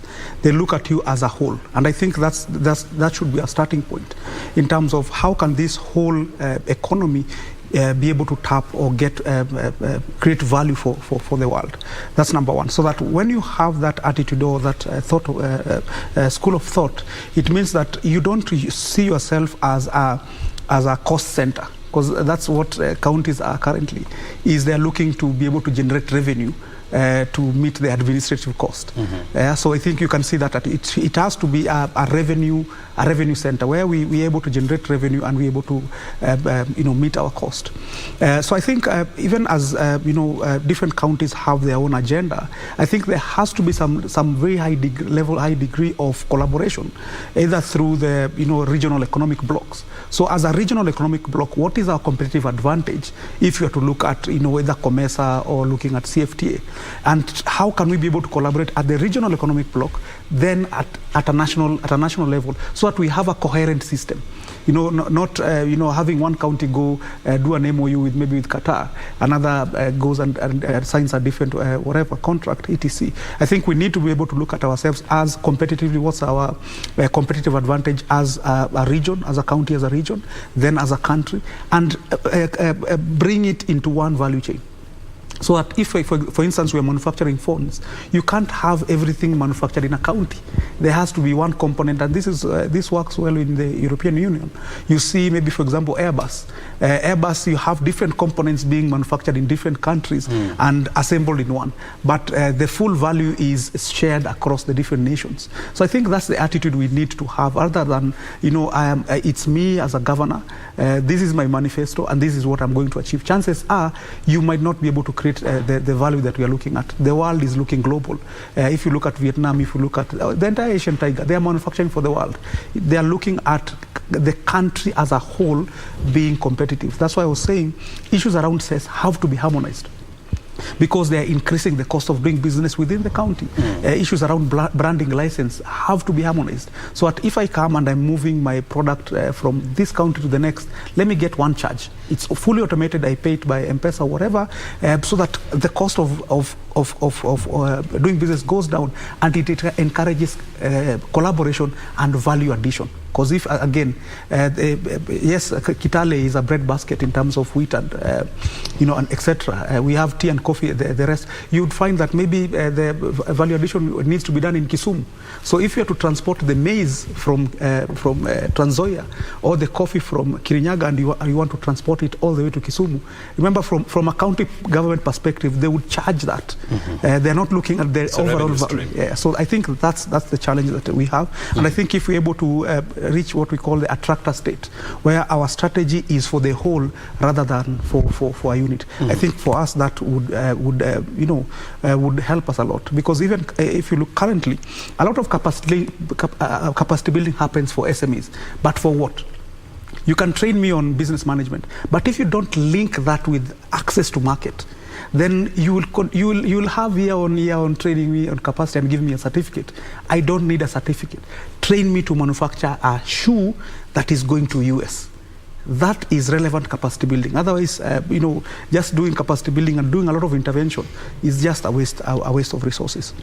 And when you look at the last 10 years of devolution, one would say that it has been a trial and error. We've been in some kind of a trial and error situation.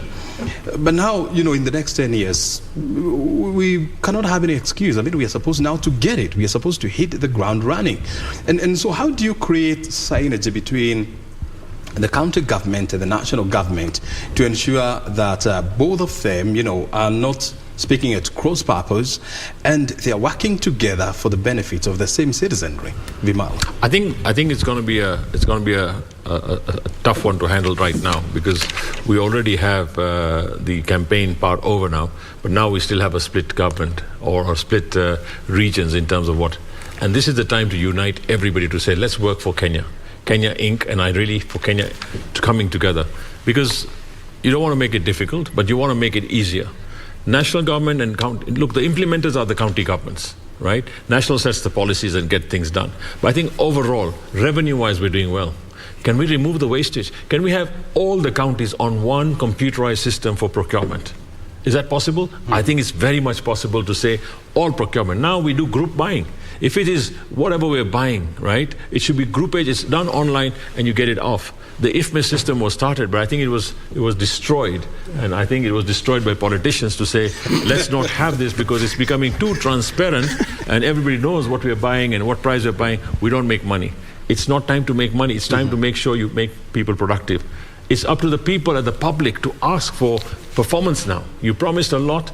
Let's go act on it. Digitalization, immediately. Now, if you get that done, you actually know who's spending on what and how much they're spending on a dashboard. Create digital dashboards, what Victor is talking about, having a survey done once in 5 years, and then we're working on it. Have a digital dashboard.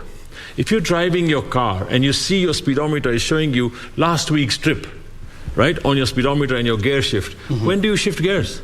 You need to have that live so you know all revenues. In fact, if you see some of them, I think like Keep Your Head, a digital revenue tracker, which every day's revenue is tracked, they know it on their computer, they have a system. Why can't we get that for every county? And I'm sure it is very possible because for now, I mean, I want you to hold your thought, Vimal, because we want to go to Maendeleo House where Maendeleo Wanawake, they are commenting about the just concluded electoral process. Let's listen in now.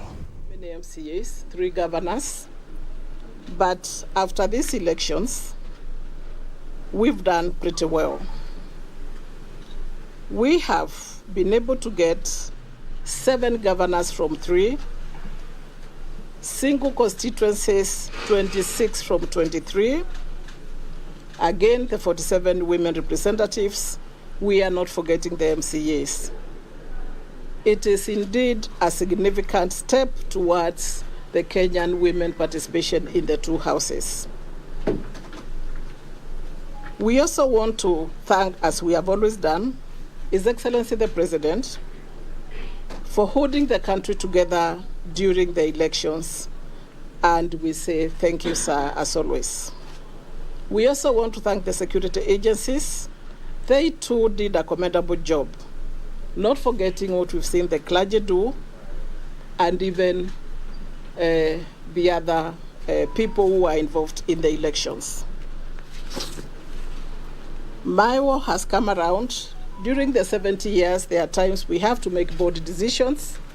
And this particular time, we want to say we have always supported the government, and we will continue to do so.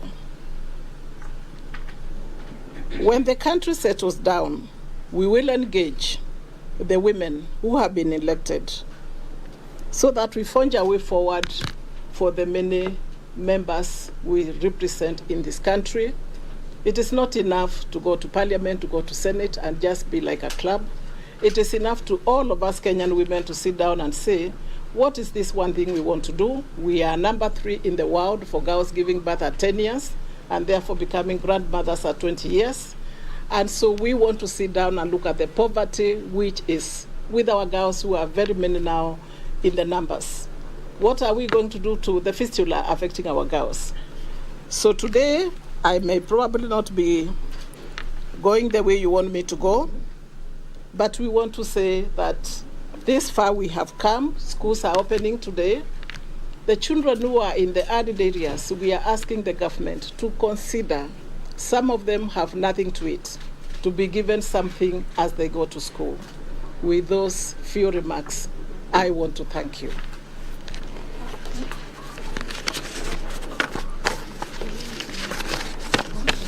Any questions, please? It was going to be a brief statement. We shall talk more in due course.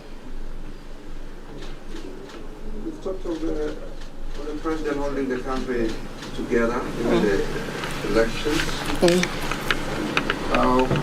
What is your observation of the Kenyans themselves? Sometimes we want to say the president held the country together, but how about the Kenyans themselves, as how they conducted themselves?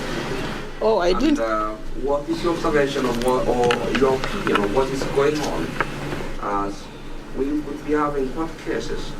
You, at some point, you chose some direction because you wanted to support a mother. a colleague, a woman. But seemingly the direction, your choice has not yielded to the fruit of your direction. What is your take? First of all, I want to apologize if I didn't thank Kenyans, because we are peaceful, because all of us Kenyans decided to do the right thing. That was to vote and wait for results. As to the other question, you are very clear, according to you, that my choice did not succeed. I have said, when the country settles down, we shall come back here and talk. I represent very many women.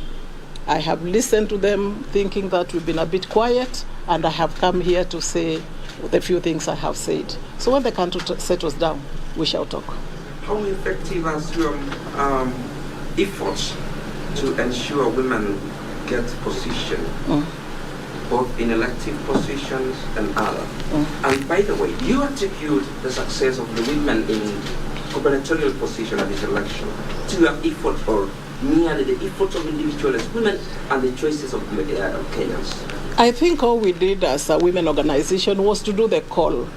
The decisions of who votes who is very personal. This is a democratic country, and therefore we don't want to sit here and claim that, oh, this women is because of Maendeleo. We just want to say Maendeleo put a voice, and if our voice helped us get to where we are, then we thank God, because we have the numbers to do what we really think we need to do for this country, and that is developing this country, Kenya. Thank you. Yeah. Any other question? Mko na maswali ingine? Asanteni sana. Tumeshukuru sana kwa kuja. Tutaendelea na kuwasiliana. Asanteni sana. May the good Lord bless you.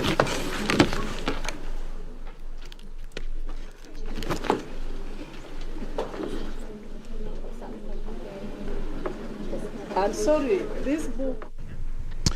Well, that is the Maendeleo ya Wanawake National Chairperson Rehab Mwikali there, giving a brief on their take when it comes to the elections. Well, we are back here in studio. We're looking at the issues of economic development, job creation, as well as the SMEs and how we can boost them, to deliver more job numbers as well as boost economic growth. We are in the company of Vimalsha, industrialist, as well as the chair of Kenya Daima Initiative, and we're also in the company of Victor Otieno, the managing director of VIFA Consort. We continue with the conversation because our time is almost up, and I want to hear from Otieno. Otieno, we were asking ourselves, how do we synthesize, the development agenda at the national level with the county level? And when you look at the county integrated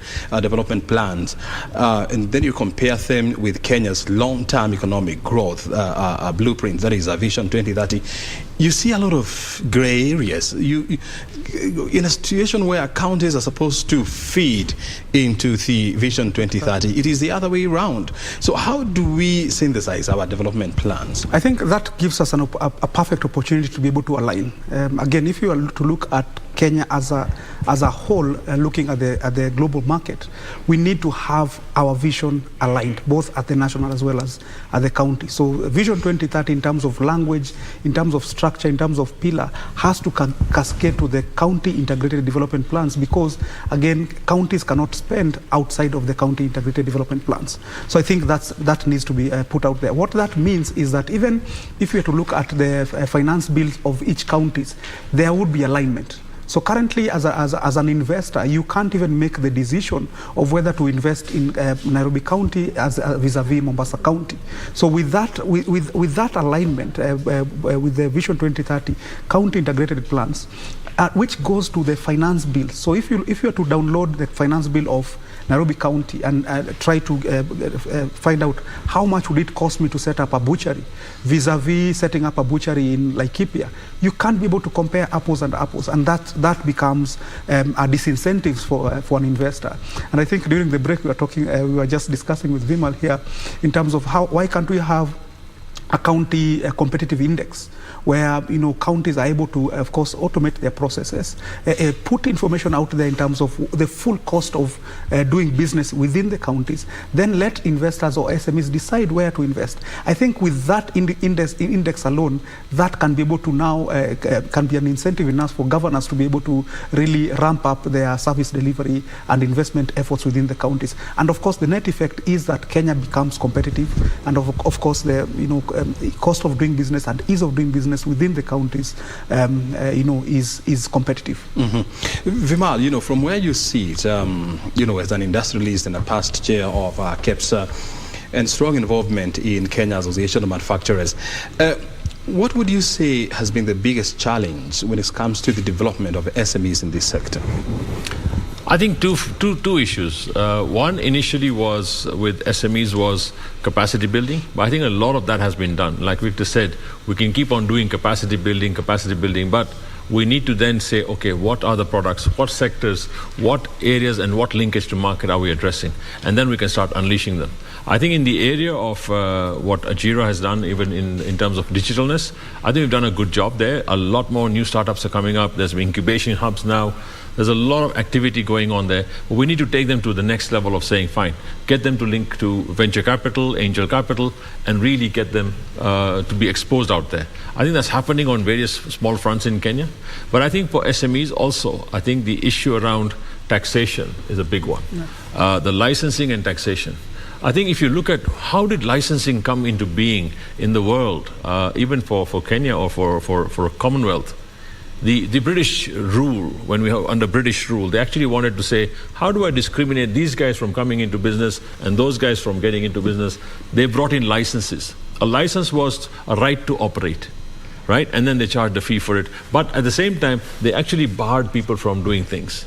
And now we've adopted the same thing to say, oh, I need licenses and all that stuff. Yeah. But then in the licenses, we're not doing anything of value addition. We're not giving them a service. I think when you had the city council, you were giving garbage services and you were getting a fee for that. Then it became licensing. I think we need to move away from licensing to say, fine, value-added services, number one. Number two, enhance productivity, right? Teach people how to do things, show them. I mean, the whole recycling, and we talk about climate change and environmental stuff. Mm-hmm. The whole recycling industry can be done in a big way on every county. Every county takes all its waste products, recycles them, whether it's plastics, paper, metal, whatever, and have recycling industries there. Why not? And I think this is where you could create thousands of jobs for people to collect that and sort it out. All you need to do is sort at source. Sorting at source, so that you put paper away, plastic away, metal away, and then you get recycling done. So there's a system for that. And I think this is where, if we build that capacity, we can do a lot more. It would add jobs, but at the same time, you could actually produce shoes. You could actually produce garments from a lot of these waste products and plastics. That's one area. Second, I think it's important is access to finance. Our biggest problem is bankable projects for SMEs. And this is where, you're heading the SME thing. And I think important thing is to say, how do we access finance for SMEs? What happens there? A lot of banks will come out and say, they do greenwashing and say, we've got a fund for SME. But then they go back and say, give me collateral, give me a house, or give me something really tangible collateral.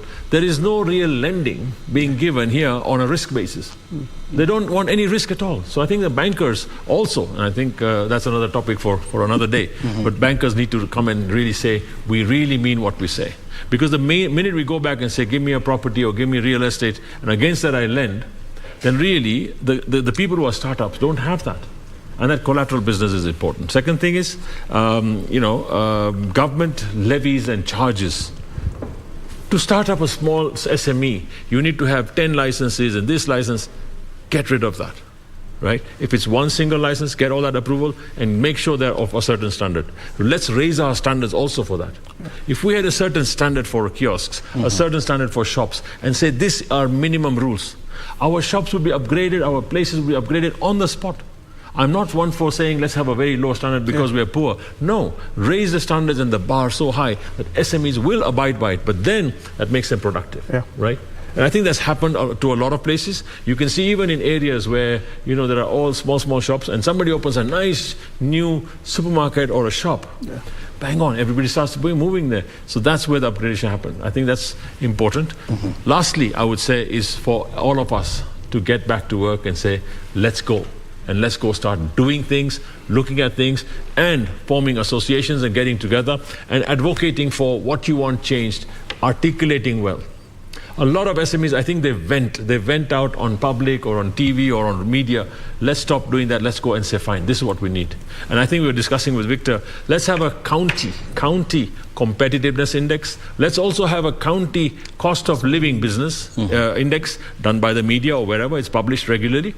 And then another one that says county attractiveness. So you know this whole thing about doing business index that was scrapped by the World Bank. Yeah. We could actually start ease of doing business by county and show what is the easiness. That will help the governors, senators, whatever, and say, fine, I need to ease up all these things. Even the MCAs will say, fine, here. From that, you could even decipher it into MCAs and say, fine, which one is most competitive? And then probably give them awards, right, for improving. I think the public will then demand to say, we need to improve our systems here and there. You get data. And I think that data can be done by our local youth to say, fine, start these indexes. The biggest issue, I think, is spending. Let's cut the waste on spending by government. It will need radical surgery. It will need political, will to say, let's get that done, so that we remove this whole issue of it's our turn to eat and we've gone there to eat, and then we extract from the thing. Let's bake the cake bigger. Let's go and improve our productivity, and let's make our markets bigger. But what is your parting shot now? I think we currently have a startup bill in Parliament, and the startup bill focuses on startups and innovation. We've seen that's a trend. If you look at US, Silicon Valley, if you look at Israel, if you look at Tunisia, Senegal, everyone is creating an enabling environment for startups. One is we need to understand that startups are different from SMEs. Startups are innovative, use technology and stuff. SMEs have a predictable business model. We currently cannot mix the two in terms of legislation. So I think for the next Parliament, that's something that probably they need to take on seriously, and we hope that we can be able to unleash the power of innovation in Kenya. Very good. Well, and still in the same spirit, I mean, we know new people will come into the office finally, and there will be ministers, there will be PSAs, there will be new policymakers in office. What would you expect them to focus on, in a bit to pick it up from where the outgoing administration is leaving things at? I think for the people who are going to take office now, we were either blue or we were yellow in color. If you mix these two primary colors, you get green, right? Let's make it green, let's put it as a go, and let's go get our country united. Because now as a leader, whichever office you take, you are now a leader of that whole pack, whichever place the campaigning went on. And I think that's important. First of all, let's unite the country, number one. Number two, let's make sure we create the jobs that we promised, we actually implement what we put in our manifestos, and really get on with life. And I think the blame game should go away. The issue around, you did that, you did this to me, you said this to me, forget it all. I think during campaigns, everybody says everything to everyone. For now, it's the time to say, let's be one. Kenya is important, and let's put it forward, and let's make it a shining example in the rest of East Africa, COMESA, and the world to say, here is a democracy that's deepened, and let's go for that 10 times more growth. And I think we can go to this 10% GDP growth rate immediately for the next 2-3 years and sustain it there. And I think for the next elections, it's got to be digital. Yeah. Very good. Gentlemen, at that point, we come to the end of Base Check for today. Asante sana, and this is a conversation that we have to keep on going to ensure that we get everything right, because, as we say, Kenya is ready for takeoff.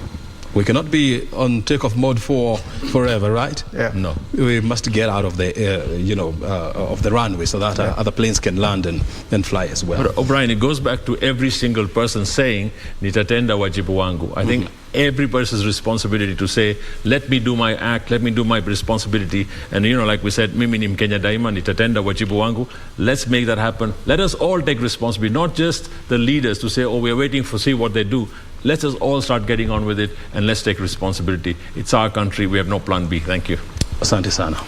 Thank you very much, gentlemen. Asante. Thanks. Well, this has been Base Check, live from Broadcasting House, and of course, looking at issues of economy, joblessness, as well as inflation and SMEs. And it's time now for us to go back to work and continue with our project, Kenya. My name is O'Brien Kimani. Thank you for your time. See you later.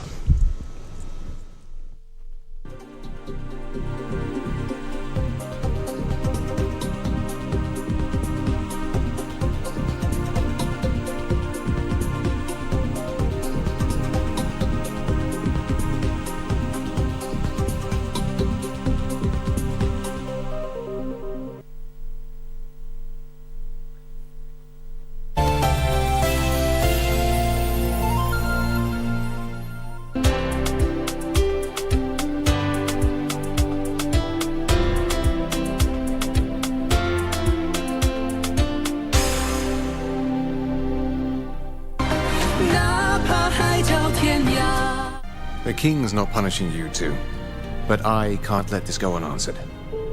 From today on, everyone in Floretta Court is on house arrest. Without my permission, no one is allowed to leave. Did Your Majesty think that I'm being unreasonable? If the Heavenly King decides you should be punished, I can't save you. Now stay here and be good. I hope you'll allow me to marry Prince Shinova. You still want to marry him?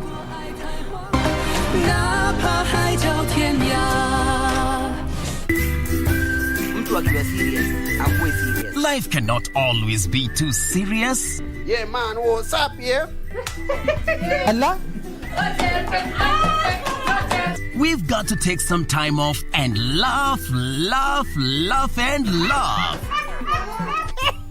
And we tickle you down with lots of laughter. That's why I'm saying I'm who is who. Huh? With satire like no other. Tell him to bring it on. Dakachapa.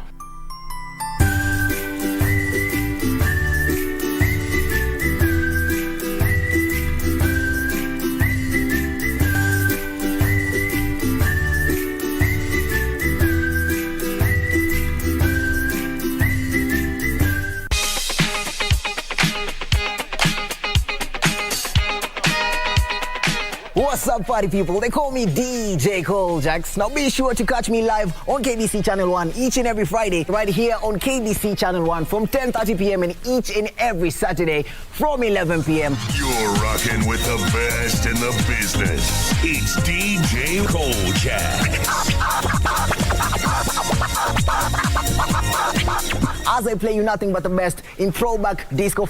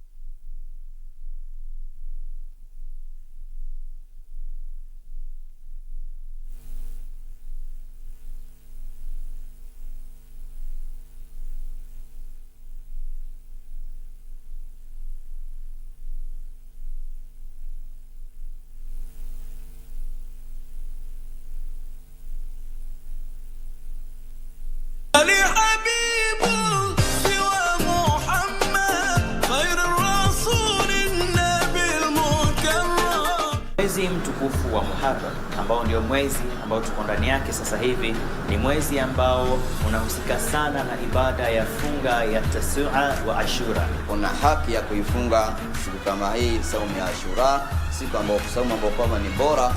Ukifunga Allah subhanahu wa ta'ala anakusamia madhambi mengi. A'udhu billahi minash shaitanir rajim. Bismillahir rahmanir rahim. Peace and blessings be upon you.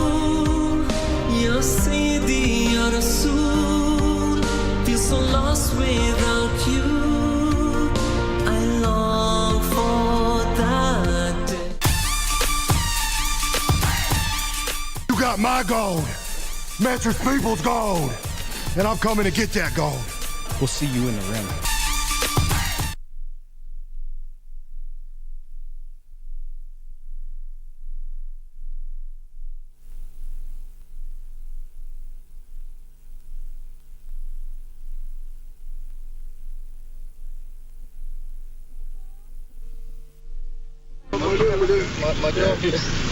Good morning. Taking a trip back to the early 80s, a time when the then President Daniel Arap Moi was consolidating power, having taken over the country's leadership after the demise of founding President Mzee Jomo Kenyatta in 1978. Ali expected to instill a democracy-oriented political space in Kenya once he took office.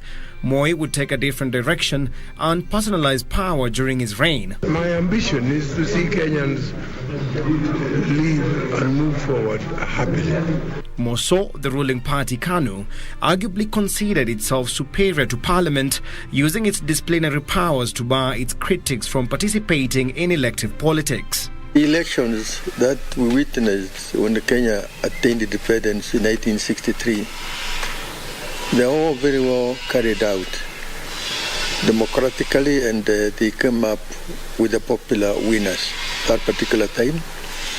And that came along all the way through up to 1988. Based on this premise, coupled with a number of significant factors during the 1980s, President Moi, through Parliament, would in the 1988 general election introduce the Mlolongo voting system, where voters literally lined up behind photographs of their preferred candidates. Earlier on, I think Moi was terribly disappointed with the 1982 attempted military coup. He thought there are some people who he really trusted, and they had let him down by being involved in the attempted military coup. That was 1982. But the next election of 1983 went on very, very, very well. There were no problems whatsoever.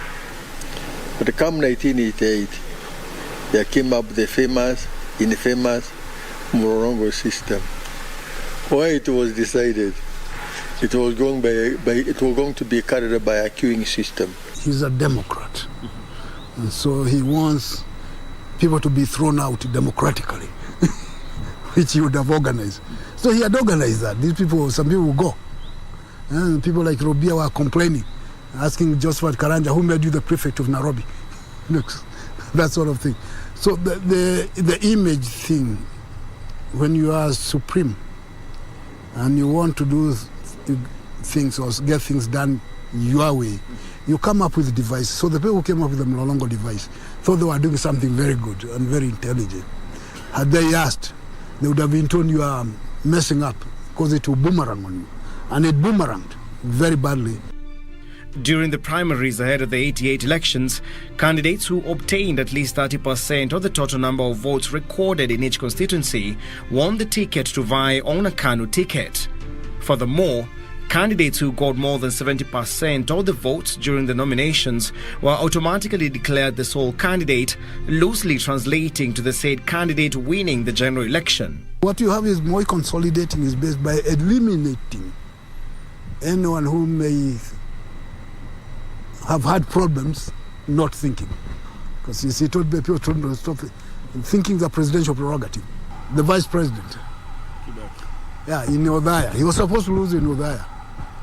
And so when you saw the returning officer, who used to be the DC, that he was going to announce, he grabbed the microphone and said, rigging requires what? Intelligence. Yes, that's how it came up. He just grabbed. Otherwise, had it been announced that he had lost, that would have been, whatever it was. So he was quick enough to grab the microphone and just make a law. So of course they had to cool down. The outcome, as expected, would see KANU win all 188 seats in Parliament, with Moi being the sole candidate in the presidential election, winning a second term in power. I remember my late friend, Honorable Jenga Karume, a man I highly respect, a man I carry with a lot of dignity because he was a great man. It was said and declared that his own farmhand in a coffee estate he owned had defeated him in the Mlolongo system. Jenga Karume was defeated by his own farmhand in his coffee estate. When the man was found, he said, no. I never participated in the elections. In any case, Mheshimiwa Jenga Karume is my boss, is my employer. How can I even be bold enough to oppose him? However, With massive irregularities being witnessed, critics in form of dissenting voices in the political arena, as well as the clergy and the citizenry alike, would condemn the election as a sham, triggering the clamour for the return of multi-party politics, spearheaded by, among others, Jaramogi Oginga Odinga and Kenneth Matiba. In 1990, the late Matiba and Charles Rubia said enough is enough. We must have a multi-party system. And then they called for a meeting at the Kamukoji 7, called it Sabasaba. My God. People became wild with that meeting. And then the rest is history. Matiba was detained. Rubia was detained. But then the whole country now would have done anything to ensure that there was a multipartyism. Whether it is death or whatever, they were ready. Kibaki would later resign from the government in 1991 to join the opposition. And although some people might have been convinced or persuaded that it probably is a good idea, because you can see, when it was implemented, the opposite happened. That in itself broke Moi's rule. The agenda bore fruit in December 1991 with the repeal of Section 2A of the Constitution, paving way for the multi-party elections held in 1992.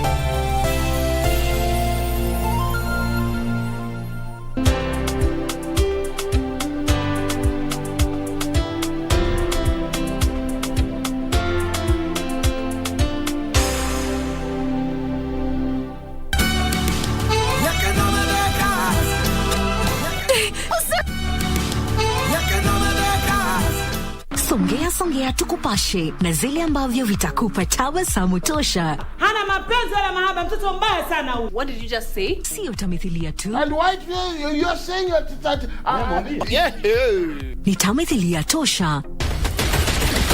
Alinishika hivi. What? Sio burudani tu, ni burudani tosha. It is the day that the Lord has made. Na sinema bomba. Kabisa kama uelewi kitu unafaa uelewe. Na mada za kusisimua. KBC Channel 1, shirika la utangazaji Kenya. We are here to destroy. The mighty will fall. Driver! The members of Contra Unit! How have these guys not even been suspended after what they did? Oh my God! Oh my God! Get some help out here!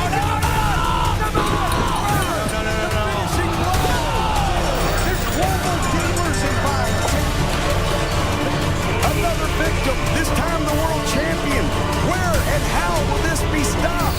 No world is gonna crumble when you reach the top of the mountain.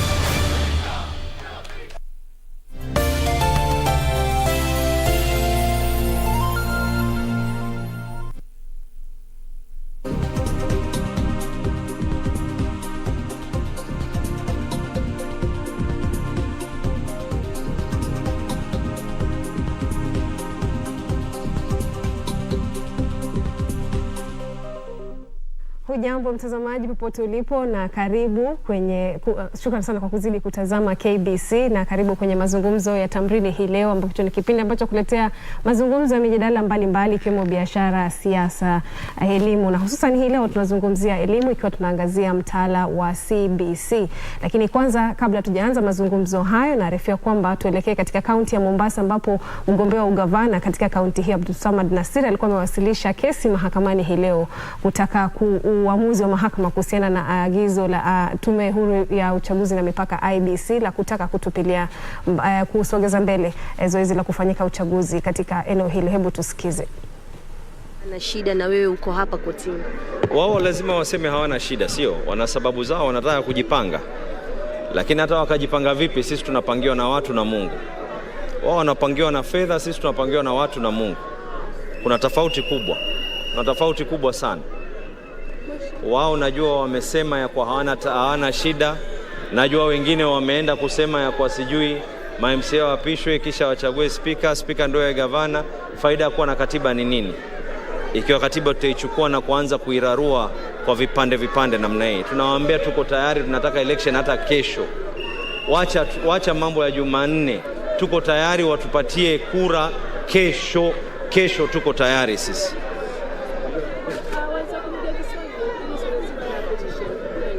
Sheria ya Kenya iko wazi. Kwanza, katiba kipengele cha 180 kinazungumza wazi ya kwa election ya gavana itafanywa siku moja pamoja na election za wabunge na zile nyingine. Pili, ikiwa kuna haja ya kuweza kuahirisha election, sababu ni 3 peke yake. Sababu ya kwanza ni ikiwa kuna fujo, kuna ghasia, hakuna amani. Sababu ya pili, ikiwa kuna jambo lolote ambalo kwamba ni limepita mipaka, kama vile mifuriko, kama vile kuna vita. Na 3 ambayo kwamba pia haimo ni kwa ikiwa kuna mtu yoyote ameonekana wazi ya kwa huyo ameanza kuiba hizi kura. Hizo sababu zote 3. Kisha kile cha kusikitisha ni Chebukati anaziita hizi ni by election. Hizi si by election. Hizi ni election kuu ambazo wao wamezibundle, wameziharibu hizi election hizi. Tukitoka hapa wanasema kwanza ya kwa wanabadilisha hiyo, kisha sasa wanatubadilishia tena siku, kisha wanatuambia kwa tutawapatia tarehe.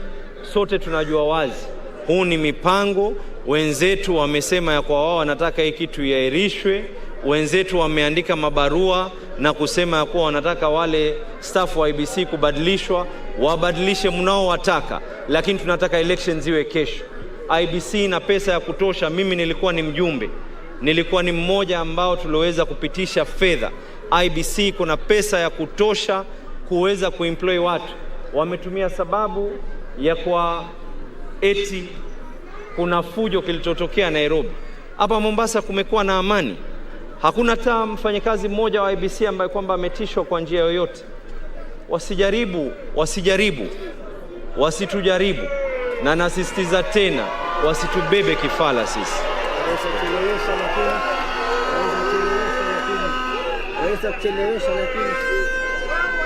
Unajua tunawaambia wanaweza kuchelewesha, lakini kuzuia hawezi kuzuia.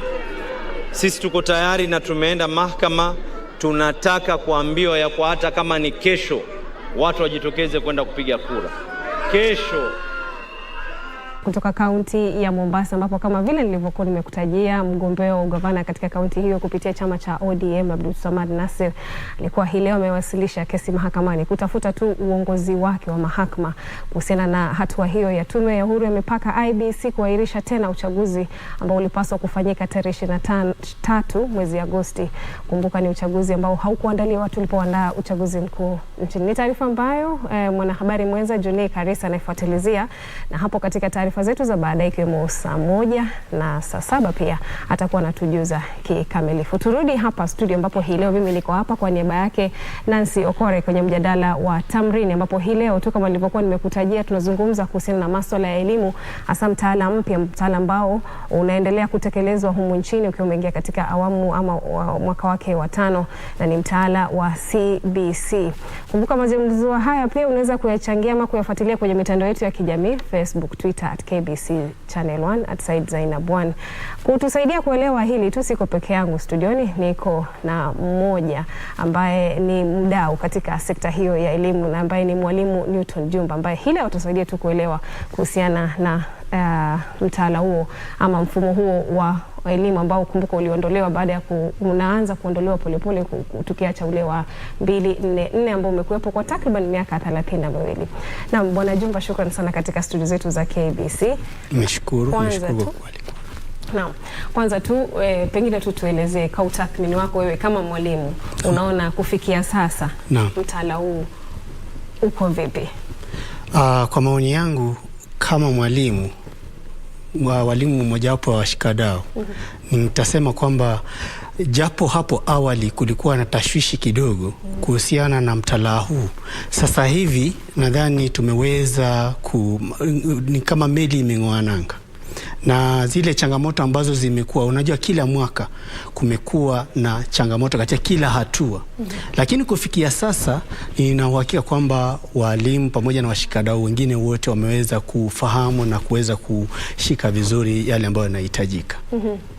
Kulikuwepo na, ukianza mtaala huu kulikuwepo na maoni kwamba walimu hawako wamepewa mafunzo ya kutosha na pia miundo misingi katika shule haingeweza kuhakikisha kwamba mtaala huu unatekelezwa kikamilifu. Je, kwa hivyo vimeweza kuangaziwa kufikia hivi sasa hata tunapojiandaa kuwapeleka wale wanafunzi wa kwanza katika gredi ya 7 ambayo ni junior secondary kwa kimombo? Kwa hakika naweza sema kwamba hapo awali kulikuwa na tashwishi kwamba walimu hawajapata mafunzo ya kutosha, lakini kufikia sasa kwa sababu ya yale ambayo Wizara ya Elimu imejaribu, imetoa hatua ambazo walimu wameweza kupata mafunzo yale. Hata wale ambao walianzia wameendelea kupata mafunzo mengine ili kuweza kujua labda mambo ambayo yamebadilika. Na kufikia sasa hasa shule za msingi walimu wameweza kunufaika vya kutosha, na utapata kwamba hata kupitia kwao hawa walimu wa shule za upili wataweza kupata manufaa zaidi kulingana na vile ambavyo wanafaa kuelekeza sehemu hii. Tayari tukiongea sasa hivi wale walimu ambao watakuwa wanafundisha grade ya 7 tayari washapata mafunzo, hata grade ya 8 washapata mafunzo ya kuanzia, labda tuseme tu yale mafunzo ya kimsingi. Kwa hivyo wakati labda masomo haya yataanza ya grade ya 7, ina uhakika kwamba watakuwa wamepata labda upeo wa pili wa mazoezi yale ama yale mafunzo. Ni mtaala ambao umeingia katika sasa mwaka wake wa 5 na tunazidi kutekeleza. Je, utasema gharama yake kufikia hivi sasa pengine unaweza kadiria imekuwa vipi? Nadhani tukizungumzia kuhusu gharama ya elimu hii ni jambo ambalo lilishashughulikiwa kitambo. Wizara ya Elimu kabla ianzishe mfumo huu nadhani walikuwa wameshaweka mikakati. Hata sasa hivi tunavyozungumza utapata kwamba kuna mikakati ambayo imetiwa ya pamoja na kujenga madarasa, pamoja na kuajiri walimu ambao wanafaa, pamoja na kuwapatia wale walimu mafunzo. Hayo mambo yote yameshawekwa katika mipango. Hata tukitarajia kwamba labda tunapoendelea kusubiri kwamba wale ambao watafunza grade ya 7 na 8 utapata kwamba tayari kuna mpango ambao umewekwa katika kuhakikisha kwamba wamepata yale mafunzo. Labda pale ambapo tunaona kwamba kuna tashwishi ni kwa mzazi, kwa sababu utapata kwamba wazazi wengi sasa wanasema kwamba labda elimu hii ama mtaala huu umewasababisha kuingia zaidi katika mfuko na labda kufanya vitu ambavyo hawakutarajia. Imebidi labda waanzishe waende katika bajeti ambazo labda hawakuwa wanatarajia. Lakini ikumbukwe kwamba tunapozungumzia kuhusu mtaala wenye umilisi, tunazungumzia kwamba tunasema kwamba mambo mengi ambayo yanafaa kuhusika ama vifaa vingi ambavyo vinafaa kuhusika ni vile ambavyo vinapatikana katika mazingira ya mwanafunzi. Mazingira yake ni wapi? Shuleni na pale nyumbani. Lakini nadhani kwa wakati mmoja ama kwa namna moja au nyingine walimu labda hawakupata vizuri bila ambavyo walifaa kuandaa vifaa na mambo mengine ambayo yanahitajika katika kuwafahulisha mtaala huu. Nasema hivi kwa sababu utapata kwamba katika mtaala hakuja kuwa na vile vifaa maalum ambavyo walimu wanaambiwa kwamba watumie. Lakini kuna maagizo kwamba jaribu kadri ya uwezo wako wewe kama mwalimu kuwa mbunifu ya kutosha, uweze kuangalia mazingira yako, kama uko kule Turkana mfano, ama uko kule Bonde la Ufa, ama uko kule magharibi Mombasa, ama mjini. Ni vifaa vipi ambavyo vinapatikana pale mjini ambavyo vinaweza kusaidia kufaulisha ufunzaji pale darasani. Sasa unapata kwamba walimu wengi unapata kwamba wakati mwingine kwa sababu hatujaweza kubuni vifaa maalum ambavyo vinaweza kusaidia, tunaelekea kule kununua. Na tunapoelekea katika ile sehemu ya kununua, hapo ndipo unapata sasa kunakuwa na ule mtaguzano kati ya walimu, shule na wazazi. Kwa sababu utapata kwamba wazazi wanasema sasa mambo haya tumeambiwa tununue hiki na kile. Lakini nadhani kupitia lile Wizara ya Elimu pamoja na asisi ya kuandaa mitaala mtaala wameweza kuangazia sehemu hiyo, na ndiposa tunapoendelea labda kuleta mfumo huu katika grade ambazo zinafuata, wanajaribu kuondoa zile tashwishi, wanajaribu kuwafunza walimu kwamba unapozungumzia kuhusu vifaa, ili kuweka ama kufanya mtaala huu kuweza kutumika vizuri, mambo haya ndio yanafaa kutumika. Na mmekuwa mkifanya hivi, lakini jaribu mfanye hivi ili isionekane kwamba huu ni mtaala wenye gharama kubwa. Hapo tu kwa kutaja kwamba utathmini, umesema kwamba walimu pale ulipo jaribu utumie kile ambacho kiko katika mazingira yako. Lakini kuna mtihani huu ama majaribio yao ambao watakuwa wanafanya ambayo ni ya kitaifa katika grade ya 6. Pengine tu kwa manufaa ya mzazi, itahakikisha kwamba wote mwanafunzi yoyote ambaye yuko Nairobi, yuko tuseme kwa mfano Turkana, Garissa, atakuwa pia yeye masomo hayo ambayo yatakuwa ni mtihani wa mwisho wa kitaifa utakuwa ni sawa kwa wote, kizingatia kwamba mazingira ni tofauti. Wale ambao wako Nairobi huwezi walinganisha na wale ambao makazi yao pengine ni tuseme ni Turkana ama tuseme Baringo kule. Itakuwa vipi? Kwa hivyo idara inayoshughulikia utunzaji ama utunzi wa mitihani umeweka hayo katika fikira zao ama katika kuandaa mitihani ile. Na ndiposa utapata kwamba wakati wanatoa ule mtihani, hasa ule wa kufanya, ule ambao unaitwa practical, ule wa kutumia mikono na kufanya tu, utapata kwamba mtihani huo unapata ni mara 2. Kuna ule ambao unasuta yule mtoto ambaye ama mwanafunzi ambaye anapatikana mjini, na kuna ule ambao unasuta yule ambaye anapatikana pale. Na ukiangalia ule mtihani kwa ujumla, ukiangalia vizuri, unaweza suta mwanafunzi yeyote katika eneo lile. Mfano katika somo la sayansi kimu, home science ukipenda, somo hili ukiangalia mtihani ambao umewekwa kwenye mtandao, unahitaji mwanafunzi katika grade ya 4 mfano, unapata kwamba mwanafunzi anafahamishwa kwamba aweze kutaja sehemu za tarakilishi, aweze kutaja labda umuhimu wa vifaa vile, na kazi ya pili ama mradi wa pili ama shughuli ya pili, kwa sababu kuna kila mtihani una shughuli mbili. Shughuli ya pili anaambiwa kwamba aweze kubuni njia za kuchuja maji na kuyaweka katika hali salama ili yaweze kutumika. Ukiangalia shughuli hizo mbili, mwanafunzi yeyote yule ambaye anapatikana hata kama ni kule shule za mashambani ama shule za mjini anaweza kuzifanya. Lakini sasa mwalimu anayeshughulikia somo lile atakuwa katika nafasi nzuri ya kuweza kuangalia, nikichukua shughuli hii itawasuta sana wanafunzi wangu, ama nikichukua shughuli ya pili itawasuta sana wanafunzi wangu. Kwa hivyo idara ya utunzi wa mitihani si eti kwamba imeziba sikio na macho kwa hilo, la, wameweza kuangalia, kwa sababu walikuwa na miradi mingi, alafu wanaangalia miradi hii, je, inaweza kutumika hata kama wangesema kwamba ni shughuli moja tu ambayo inashughulikiwa. Je, kila mwanafunzi anaweza? Wakiona kwamba inaweza, wanaweka pale ama wanaichagua. Tutasalia hapo tu. Hapo tusalie hapo kwa mtaala wa CBC, na mwelekezi wangu ananiambia kwamba waziri wa elimu Profesa George Magoha hii leo alikuwa pia anazunguka katika maeneo mbalimbali katika kaunti ya Kiambu akifungua madarasa ya mtaala wa CBC pia ambao ni grade kwa awamu ya pili. Kwa hivyo tutaelekea tu moja kwa moja tuweze kupata hii leo kuhusiana na shughuli hiyo.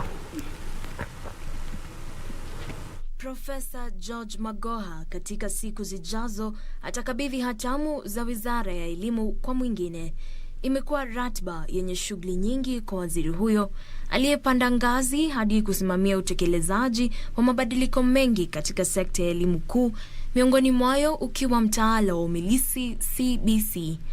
Mnamo mwezi Januari mwaka ujao, wanafunzi wa gredi ya 6 watajiunga na kiwango cha junior sekondari, na Magoha amekuwa akizuru maeneo yote nchini kuhakikisha mipango yote inatimia. We are not doing this to be popular. We are doing this for our children. The transition is coming in January and it's going to be a very serious transition, a very serious period. Waziri wa elimu alisema kuwa anataka mwenendo ulioko uendelee licha ya atakayechukua wadhifa huo baada ya uchaguzi wa tarehe 9 mwezi huu. Whoever will take over my shoes, I would like to make it as easy for him as possible so that when he comes in or she comes in, she starts considering the next batch of classrooms which will require to be constructed. Magoha amesema kuwa serikali imehakikisha kwamba ujenzi wa madarasa ya CBC unakamilishwa kwa wakati ufaao. We are hopeful that we will accomplish the task because we are now at about 70%. We are very sure that this is something that the government is going to achieve. Madarasa 1800 yako kwenye hatua mbalimbali za kukamilishwa na yanatarajiwa kukamilika katika muda wa majuma mawili yajayo. Ni taarifa ambayo tu ilikuwa inafungamana na mazungumzo ambayo tuko nayo hapa ndani hii leo. Tunazungumzia tu sekta ya elimu, hususan hii leo tukiangazia mtaala wa umilisi au kipenda CBC. Nakumbuka pia hii leo wanafunzi wanarudi shuleni baada ya kukaa nyumbani ili kuruhusu zoezi la upigaji kura kuendelea. Kwa hivyo hii leo wanafunzi wote wanatarajiwa kurudi shuleni kuendelea na masomo yao ya muhula wa pili. Turudi hapa studioni, Bwana Jumba.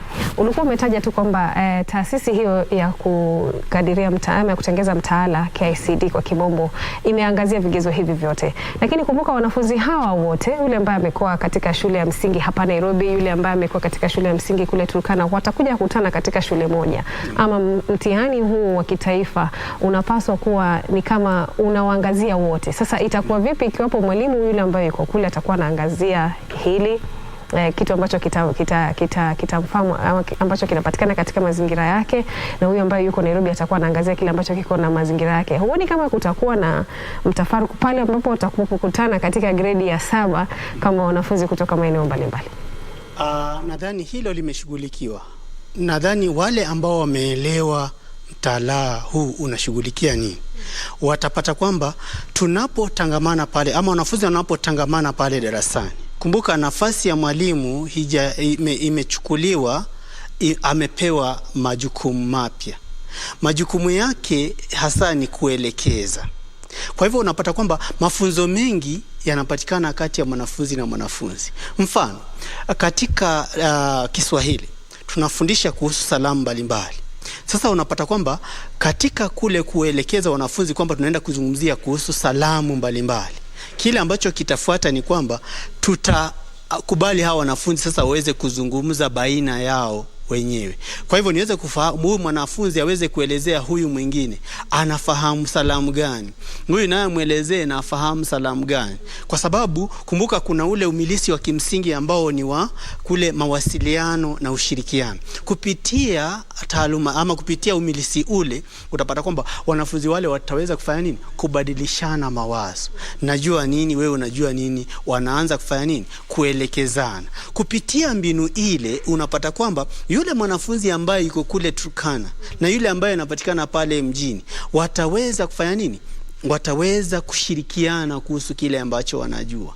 Atakuja labda aseme kwamba katika mazingira yetu sisi tulifundishwa kuhusu salamu hizi, naye yule wa mjini amwambie kwamba sisi tulifundisha kuhusu hili. Na anapofanya vile, mwalimu yuko pale darasani, kwa sababu mwalimu kazi yake ni kufanya nini? Kuelekeza, si kufunza. Sasa si kusimama mbele pale ubaoni yeye ndiye mjuaji, yeye ndiye mjua kila kitu. La, sasa mwalimu amechukua nafasi tofauti, kuelekeza. Kwa hivyo wanapojadiliana, mwalimu yeye yuapita tu ama atapita pale ili kuweza kujua wanafunzi hao wanazungumza kuhusu nini. Kwa hivyo baadaye atakuja aseme, naam, unasikia kwamba huyu amesema hili na huyu amesema hili alilofunzwa.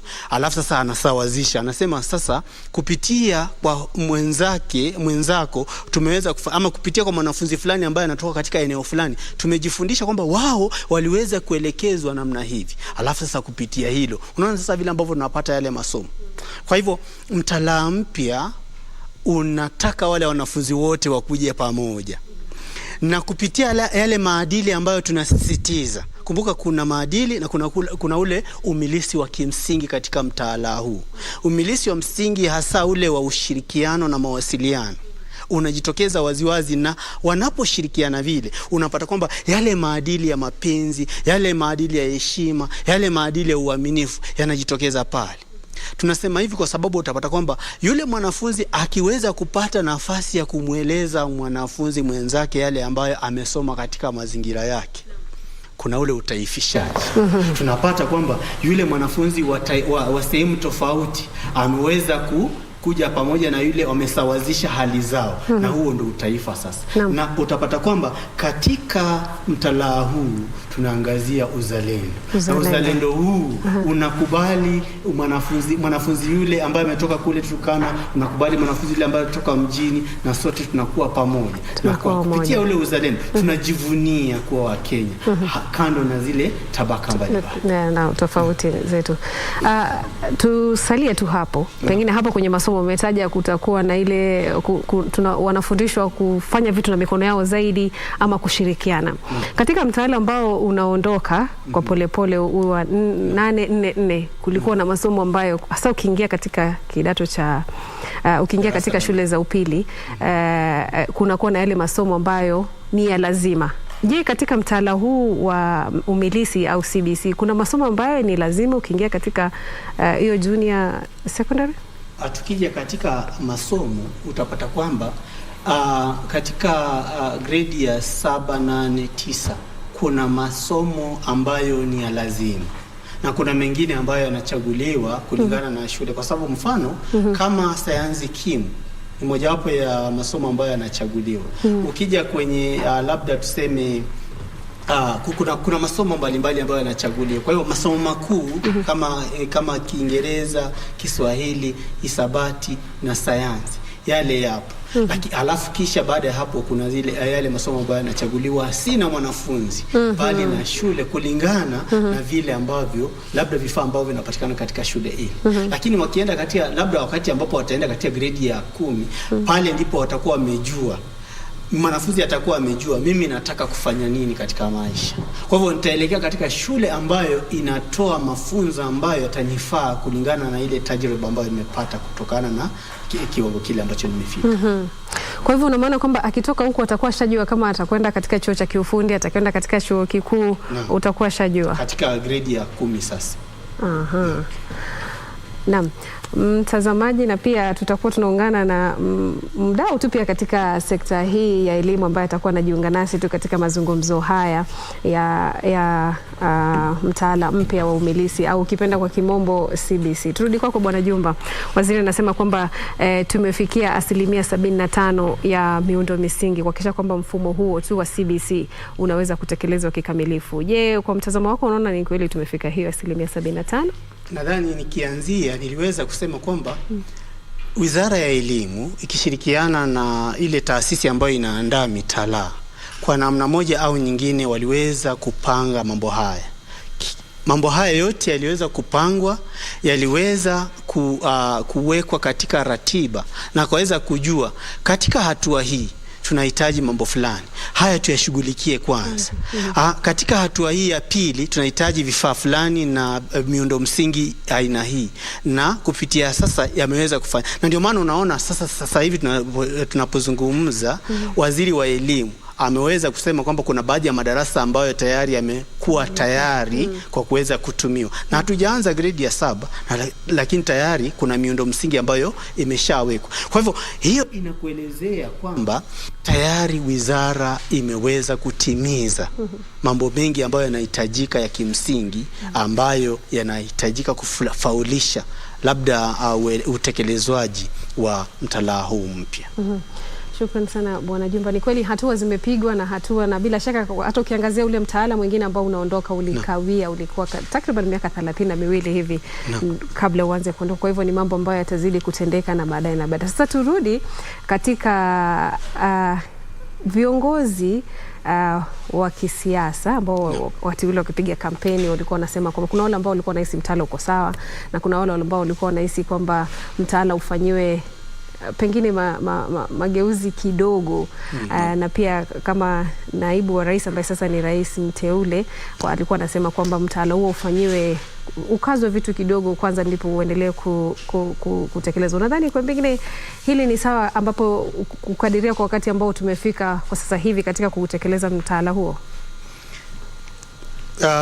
Nitasema kwamba serikali hii ambayo imetoka, ama tuseme kwamba hii ambayo inatarajia kupeana majukumu kwa serikali nyingine, tayari imeweka mikakati ambayo itasaidia kule kubadilika kwa serikali. Na hata katika sekta ya elimu kuna mambo haya ambayo yametendeka. Kwa hivyo nitasema kwamba kila kitu huwa na dosari zake.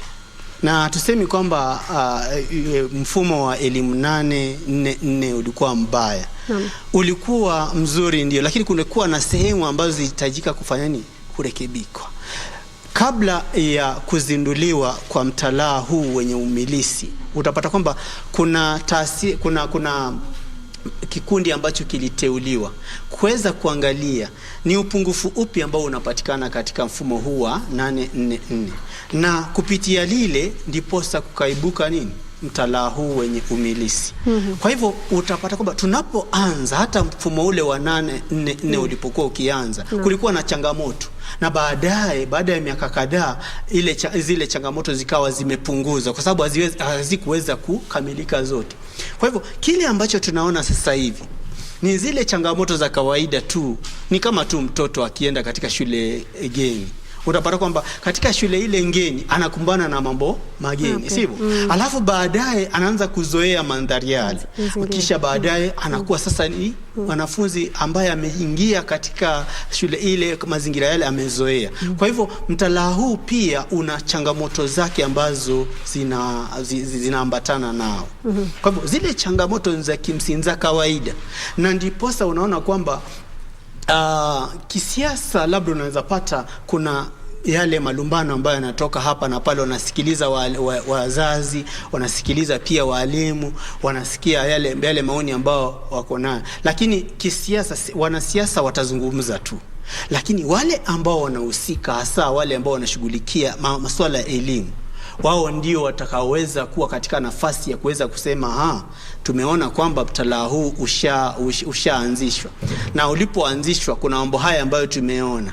Je, mambo haya tutafanya nini? Tutasema kwamba yanaweza kufanya mtalaa huu uondolewe ama yatarekebishwa na tuendelee mbele. Na ndio maana unapata kwamba ndiposa niliweza kusema kwamba katika hatua ya kwanza, grade ya kwanza, ya pili na tatu, utapata kwamba kulikuwa na changamoto ambazo ziligunduliwa. Lakini wakati mtalaa ama tuseme ile silabasi ambayo inatumiwa ama ile ramani ambayo inatumiwa katika grade ya 4, 5 na 6 ilipoundwa, utapata kwamba zile changamoto ambazo zilipatikana pale mwanzoni ziliweza kurekebishwa katika hatua ya pili. Kwa hivyo tunapoenda hatua ya tatu, utapata kwamba zile changamoto ambazo tumepata tena katika hatua ya pili zitaweza kurekebishwa. Kwa hivyo hatuwezi sema kwamba mtalaa huu labda una mapungufu mengi. Mapungufu yapo, hatuwezi kataa kwamba hakuna mapungufu.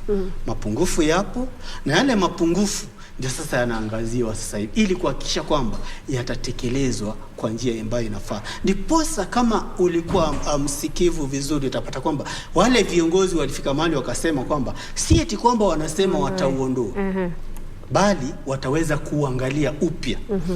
Waangalie ni changamoto zipi ambazo zinatokana na ule uanzishwaji wake ama utekelezwaji wake, na ni vipi ambavyo tunaweza kuondoa zile dosari ili kufanya mfumo ule uweze kutumika vizuri. Naam. Shukrani sana Bwana Jumba kwa hilo. Mtazamaji, kama nilivyokuwa nimekuambia studioni, tutakuwa jumuika na mdau mwingine tu katika sekta ya elimu, na moja kwa moja tu nitampa fursa ajitambulishe. Shukrani sana kwa kujiunga nasi. Tujitambulishe tu pengine kwa mtazamaji wetu. Ninashukuru sana dada yangu, ndugu yangu. Jina langu ni Tom Nyambeka. Mimi ni mwalimu, mtaalam na mkurugenzi katika shirika moja la uchapishaji wa vitabu. Naam. Shukrani sana Bwana Nyambega kwa kujiunga nasi, na tumezungumza mengi tu. Sasa moja kwa moja tu pengine ningetaka tu tusaidie kuelewa.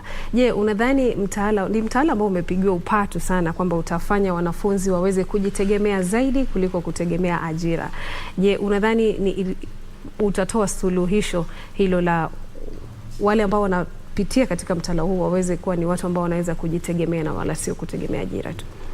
Ninashukuru sana. Katika safu nyingi nimetoa rai zangu, maoni yangu hapo awali. Ningependa kusema kwamba mtaala mpya umilisi ni mtaalamu mzuri, ni fikra nzuri, lakini safu za kuendeleza mtaala huu ndilo tatizo. Kwa mtazamo wangu naweza kusema kwamba lengo kuu lilikuwa uanzilishaji wa mtaala huu wa umilisi mwaka wa 2017. Lengo lilikuwa kwamba wanafunzi waweze kutambua vipawa, vikuzwe katika shule zetu, ili hatimaye wanafunzi waweze kuja kujitegemea katika maisha yao ya mustakabali. Lakini tatizo ni kwamba tukizungumzia rasilimali ambazo zinapatikana katika shule zetu, ndio tunazungumzia kuzaji wa vipaji. Vipaji vitakuzwaje iwapo hatuna nyenzo za kutumia kukuza vipaji hivi? Ni kama kumpeleka mgonjwa hospitalini, unataka kufanya tathmini ya ugonjwa wake na huna vifaa. Kwa hivyo hili ndilo tatizo ambalo wengi wala ambao tunawafundisha wanafunzi katika shule zetu tunapitia changamoto hizo. Lakini niseme kwamba dhima na lengo la mtaala huu, dhima yake ilikuwa sawa. Tatizo ni kwamba sasa kutekeleza ndilo tatizo. Na si tu nyenzo ambazo zinatumika katika shule zetu. Sababu lengo jingine ambalo Wizara ya Elimu ilikuwa nalo ni kwamba walikuwa wanataka kutupilia mbali mitihani ili wanafunzi wasije wakafika shuleni kukariri mambo wakitarajia kwamba watafanya mitihani waweze kupita. Lakini ukiangalia utaratibu ambao umetolewa na Baraza la Utunzi wa Mitihani nchini, NEC, bado kuna mitihani. Kuna mitihani ambapo wanafunzi wanachagua viteuliwa ilivyokuwa hapo awali. Bado ule ukasuku unaendelezwa kwa njia moja ama nyingine. Na mitihani ambayo imekwisha fanywa, ile miradi, mwenzangu atakubaliana nami, wanafunzi nakumbuka vizuri wakiwa katika grade ya 3 tulipewa miradi mbalimbali wanafunzi waweze kutekeleza. Mmoja kati ya miradi hiyo ilikuwa ni kwamba wanafunzi waende sokoni kufagia. Naam.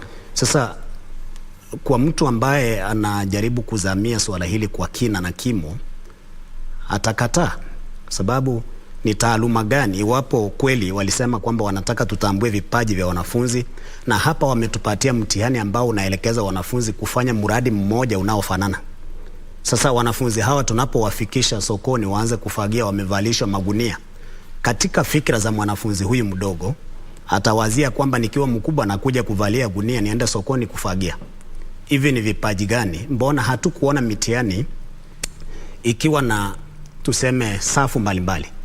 Wanafunzi wala ambao wanaweza kufagia soko vizuri wakubali waende kufagia. Wanafunzi ambao wanaweza kupika wapelekwe wapike. Kwa hivyo kuna changamoto nyingi ambazo tukisonga mbele nitakuwa nachangia, lakini safu tu niseme kwamba kimsingi Wizara ya Elimu ilikuwa na wazo zuri lililokuja wakati ambao hatukutarajia. Wakati ndio mbaya, rasilimali hazipo, miongoni mambo mengine ambayo tutakuwa tunazungumzia tukisonga mbele. Ni kweli kama ulivyotaja, changamoto zipo na pia hatua zimepigwa. Na sasa Bwana Nyambega, pengine tu mtazamo wako kuhusiana na wanafunzi hawa wanatarajiwa kufanya mtihani wao wa grade ya 6 ambao ni mtihani wa kitaifa. Na umekuja kipindi ambacho kalenda ya masomo imekumbwa na mambo mengi tu, siasa, janga la corona, na mambo yakawa yamesukumwa kwa pamoja zaidi. Je, wanafunzi hao wako tayari kuhakikisha kwamba mitihani huu wa kitaifa watakuwa wanaufanya wote? Nikizungumzia shule yangu na nitaitumia kama msingi tu, kama mfano, kwanza tukizingatia suala la umri wao wanafunzi ambao wamefika katika grade ya 6, ni wanafunzi wengine ambao tunawasaidia kwenda msalani. Wacha tu mtihani kabla hatujafika pale. Wanafunzi hawa hawajajiandaa. Kwa sababu ninavyo watazama darasani, unajua wanafunzi walipokuwa wanafika katika darasa la 8, ungalipata kidogo wamebalehe, kidogo wamevunja ungo, unaweza kuwashauri wakaelewa mambo kama watu wazima. Wanafunzi hawa wa grade ya 6 hata wengi hawajafikia ule umri wa wanasema hedhi ama ugoli kwa kike, lakini naamini kwamba pengine miaka 11, 12 grade ya 6. Kuna wengine bado hawajafika. Na hata kama wamefika, najua elimu huenda na viwango. Mtoto anapoendelea kufundishwa, akili yake inaendelea kupevuka zaidi. Kwa hivyo mimi kwa mtazamo wangu nitasema kwamba umri kwanza haukuzingatiwa. sababu hata wanafunzi wanapofanya mtihani katika darasa la 8 utapata kwamba kuna wanafunzi ambao wana miaka 20, 30 wamepita ule umri na kuna wengine wadogo. Grade ya 6 wengi wamepatikana. Mimi mwenyewe ni mzazi, nina mtoto wangu ambaye ana miaka 10 na yuko katika grade ya 6 anaenda kufanya mtihani. Nyumbani peke yake huwa namsaidia mambo mengi, hata hajajua kuvalia. Sasa ninashindwa hii taaluma ama talanta ambazo tunakuza kwa watoto ili waweze kufanya mtihani huu tutazifikia vipi? Kwa hivyo kwa mtazamo wangu wale wanafunzi kwa kweli hawako tayari, na hata watu wakifanya utafiti katika taifa zima watagundua kwamba wanafunzi katika shule nyingi hata hawajitambui. Swala la mitihani tumetumiwa ratiba, tumeenda darasani, tumewazungumzia, bado ukiwashauri wale wanafunzi hawawezi wakatambua kwamba wanaenda kufanya mtihani. Kwa hivyo ni shughuli ambayo kwa mtazamo wangu imeharakishwa. Na zaidi ya hapo imegubikwa na mambo mengine. Wanafunzi wa darasa la 8 wanafaa kufanya mtihani wa KCP wakati mmoja na hao wanafunzi. Kwa hivyo mimi nitasema kwamba mwangata mawili moja umuponyoka. Tukiangalia wanafunzi hao wawili wanafanya mitihani, je, hao wanafunzi wa grade ya 6 wanatarajiwa kuenda katika shule za upili? Wizara ya Elimu ishatoa poto kwamba hao wanafunzi waweze kuchaguliwa shule. Naam. Ukifungua poto hiyo hakuna kitu ambacho kimo kwenye hizo poto. Kwa hivyo nadhani kama kuna tashwishi, lakini hiyo ndio tofauti tazidi kuwa wazi tu, kwa hivyo wanafunzi wataweza kufanya. Ndio kuna changamoto Bwana Nyambeka kama ulivyosema zipo. Kwanza ukitarajia kwamba umri wa kusonga katika shule za upili watakuwa hawa wa grade ya 6 wakienda watakuwa wanachanganyika na wale wengine ambao wako katika shule hizo ambao wameshabalea ama ni watu wazima. Sasa pengine tu wewe kwa mtazamo wako unafikiri pengine serikali ifanye vipi? Wasimamishwe waende, kwa sababu kusimama pia hawawezi, tayari serikali ishawekeza pesa nyingi tu. Ni ushirikiano wa wazazi na walimu na serikali, ama hapa itakuwa vipi? Ninakubaliana nawe. Nilivyosema mwanzo ni kwamba serikali imejaribu sana. Lakini unajua mkamilifu ni Mwenyezi Mungu. Itabidi sisi ambao tunazungumza kutoka kwenye safu ya kuwalea watoto, ni wanafunzi ambao tunawashughulikia madarasani. Sikatai kwamba hao wanafunzi hata wakifanya mitihani waende katika shule za upili, bado kuna changamoto, kwa sababu usajilishwaji wa shule za kibinafsi, bado mimi nafundisha katika shule za kibinafsi, unapata kwamba tumeruhusiwa kusajilisha shule zetu za msingi ziweze kuweka wale wanafunzi ambao wanafanya mtihani wa grade ya 6. Tatizo ambalo litaibuka ni kwamba huyu mwanafunzi amekuwa katika mazingira yale yale, bado tunataka kumdumisha katika mazingira hayo. Na hizo changamoto ukiongeza zinakuwa nyingi. Lakini niseme hivi, ningalipewa nafasi ya kushauri, huo ni mtaala ambao unastahili kuwekezwa, lakini vigezo kadhaa viweze kushirikishwa. Kwa mfano, wazazi, ukiangalia mwanzo walipokuwa wanaanzisha mtaala huu hawakuhusisha wazazi wengi. Sasa hivi hata ukipita katika safu na sakafu mbalimbali katika taifa la Kenya ukapata wazazi wengi hawajui kinachoendelea, wanaongozwa tu na matangazo ambayo yanatolewa shuleni. Wahusishwe, walimu wahusishwe pia, mafunzo yatolewe na tuweze kusonga polepole. Tukiharakisha huenda tukagonga mwamba. Naam. Tusonge polepole. Bwana Juma, nirudi kwako. Meli imekwisha ngoa nanga na pengine inashika kasi polepole. Wanafunzi wa grade ya 6 Mungu akijalia mwaka ujao watakuwa kwenda kiwango kingine. Pengine mchango tu wa mzazi, wewe kama mwalimu, nadhani ni upi kuhakikisha kwamba mwanafunzi huyu hata anaposonga katika kiwango kingine anakuwa timamu katika masomo yake? Nitasema kwamba shughuli ya kuhusisha wazazi imeleta tafaruku sana, hasa tunapozungumzia kuhusu mtaala huu. Na nadhani kuna baadhi ya wazazi ambao hawajaelewa kile ambacho wanafaa kufanya. Nilisema kwamba mfano katika miradi ambayo tunapatia wanafunzi waweze kufanya wakiwa nyumbani, miradi mingi, nafasi ya mzazi ama yule mlezi ni kumsaidia yule mwanafunzi aweze kutekeleza kazi ile ambayo amepewa.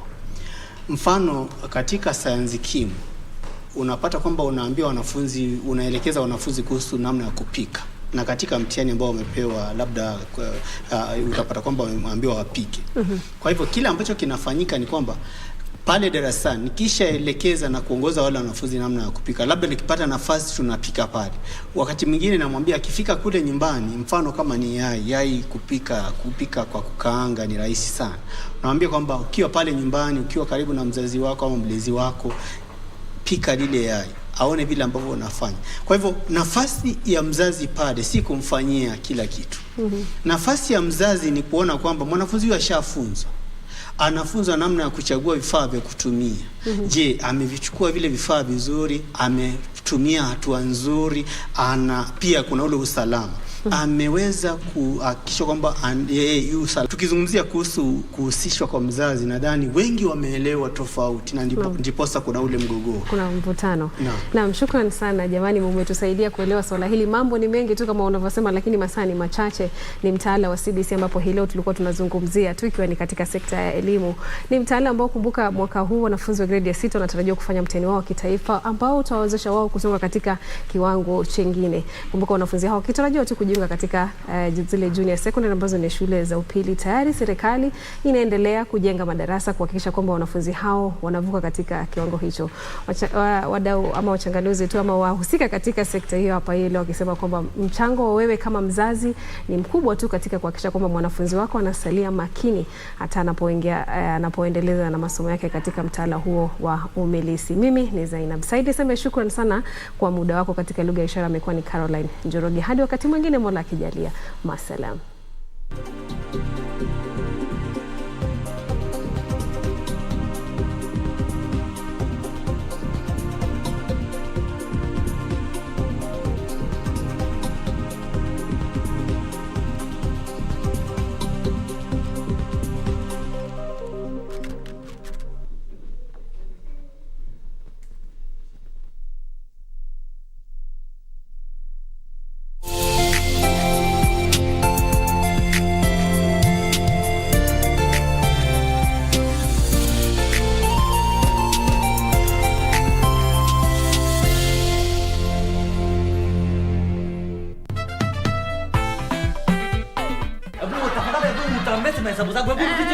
Fanya hivi, nitatoa 100 yangu hapa hivi, utapitia baadaye pale kantini uchukue change. Ndio hii 100, chukua hii 100.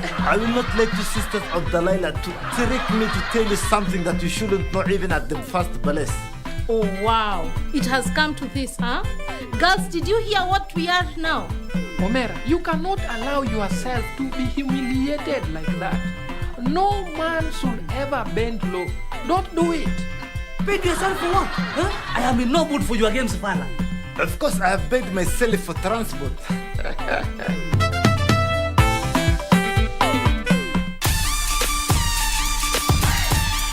You got my gold. Mattress People's gold. And I'm coming to get that gold. We'll see you in the ring.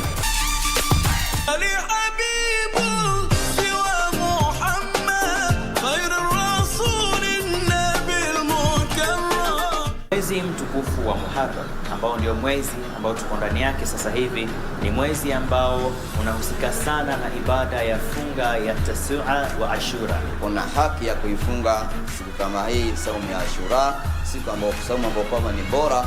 Ukifunga Allah subhanahu wa ta'ala anakusamia madhambi mengi. A'udhu billahi minash shaitanir rajim. Bismillahir rahmanir rahim. Peace and blessings be upon you.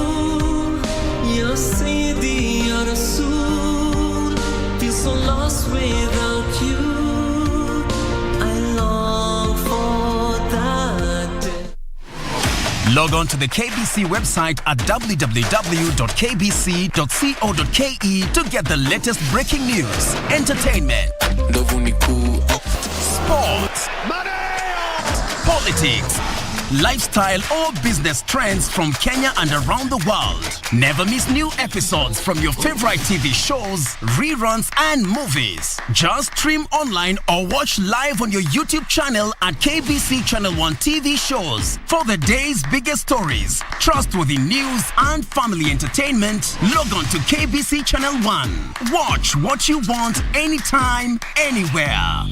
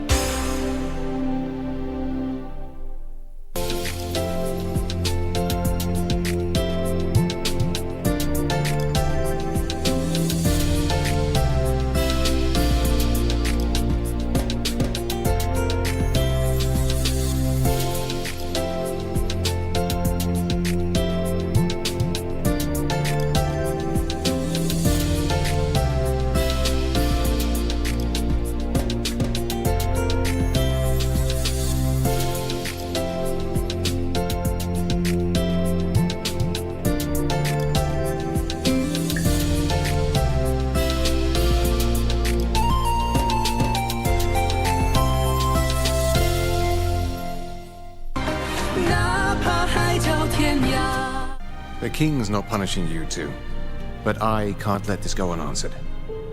From today on, everyone in Floretta Court is on house arrest. Without my permission, no one is allowed to leave. Your Majesty think that I'm being unreasonable? If the Heavenly King decides you should be punished, I can't save you. Now stay here and be good. I hope you'll allow me to marry Prince Genova. You still want to marry him?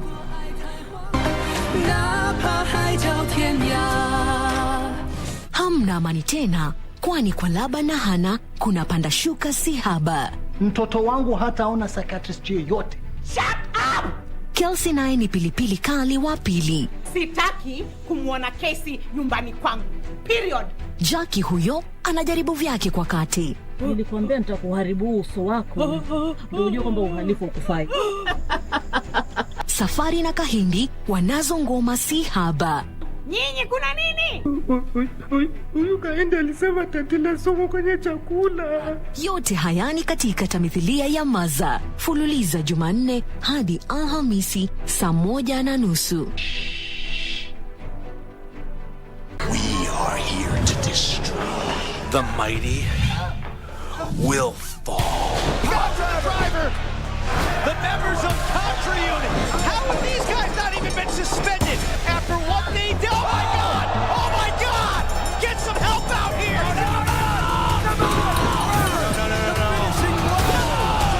There's global gamers involved. Another victim, this time the world champion. Where and how will this be stopped? Your world is gonna crumble when you reach the top of the mountain.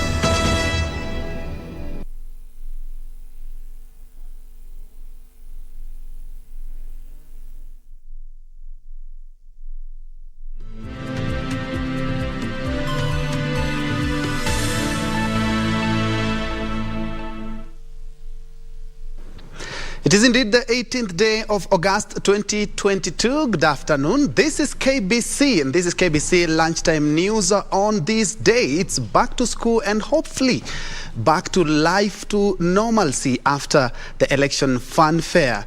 Indeed, this is the most comprehensive news report. Time for a comprehensive look at the day's news. My name is Bentro Njue and Anwangeshi will be our sign language interpreter for this live newscast. You can be part of this conversation via all our social media spaces as we are live. Now straight to the news. We begin in Narok County, where a section of education stakeholders in Narok County have called on the President-elect, Dr. William Ruto, to put more resources in advancing the competency-based curriculum CBC so as to grow the talents of young learners. Narok Blessed School's head teacher, Gidrap Ikenye, said that under CBC, learning is more practical and enjoyable, unlike the previous system where there was a lot of paperwork.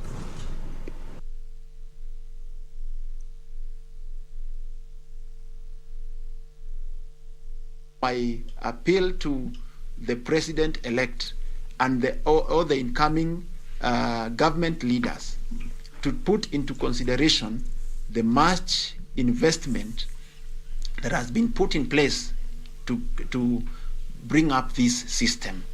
And my prayer is that we look into other areas that this system can be better. I believe with the benchmarking that has been done, up to this time, the government has all it takes to take this country to the next level in terms of education and in terms of all other aspects.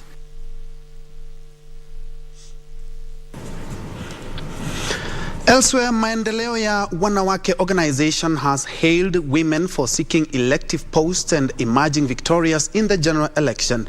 The organization's chair, Rehab Muiu, says the shift from 3 governors to 8, in addition to other positions secured by women politicians, is a significant step towards increasing women participation in the bicameral parliament. Rehab, at the same time, lauded security organs for the adequate protection provided to candidates and electorate during the electioneering period. Of Mandera East welcomed the donation of camels from the incoming county government. Wakati hii ambao ni wakati wa njaa, baa la njaa ambao inaendelea sana. Hiyo itasaidia wananchi sana, itawasaidia wananchi yote na watoto na wanawake na mama yote, na itakuwa tumegawanya kwa kila kijiji. Many families, while decrying the prolonged drought, noted the camels will help ensure a constant supply of milk. Kwa sababu tumepitia kwa ukame wa muda mrefu, itasaidia hali ya ukame na itasaidia wale hawajiwezi pia wakule siku hiyo wafurahie. Drought still ravages the Mandera County, with parts of Mandera West, Mandera South and parts of Banisa most affected.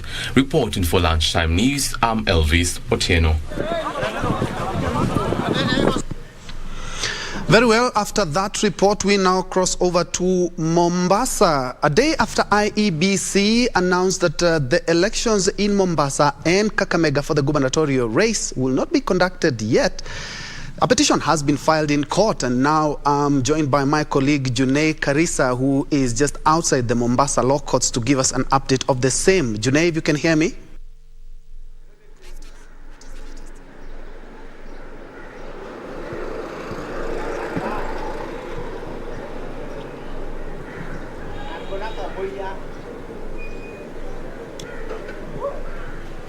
Right, Ben Trenjue, good afternoon. We're coming to you from the Mombasa law courts, where in a matter of 30 minutes, the ODM gubernatorial candidate, accompanied by a host of political class here in Mombasa County, have just left the premises. They were also accompanied by their supporters to come and protest about the decision, that the directive that was issued by IEBC chairperson Wafula Chebukati to postpone the Mombasa gubernatorial elections indefinitely. Now, both the ODM gubernatorial candidate Abdul Samad Sharif Nasir, as well as the UDA gubernatorial candidate Hassan Sarai, have both lamented or protested the directive that was issued. Remember, Wafula Chebukati mentioned that due to insecurity reasons and some of the staff feeling that they have been harassed, or the harassment at the National Tallying Center has instilled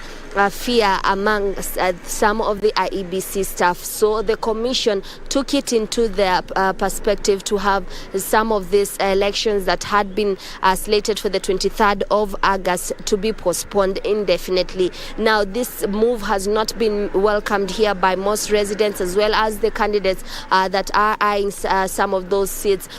Since morning at 9 a.m. we have been here at the Mombasa law courts.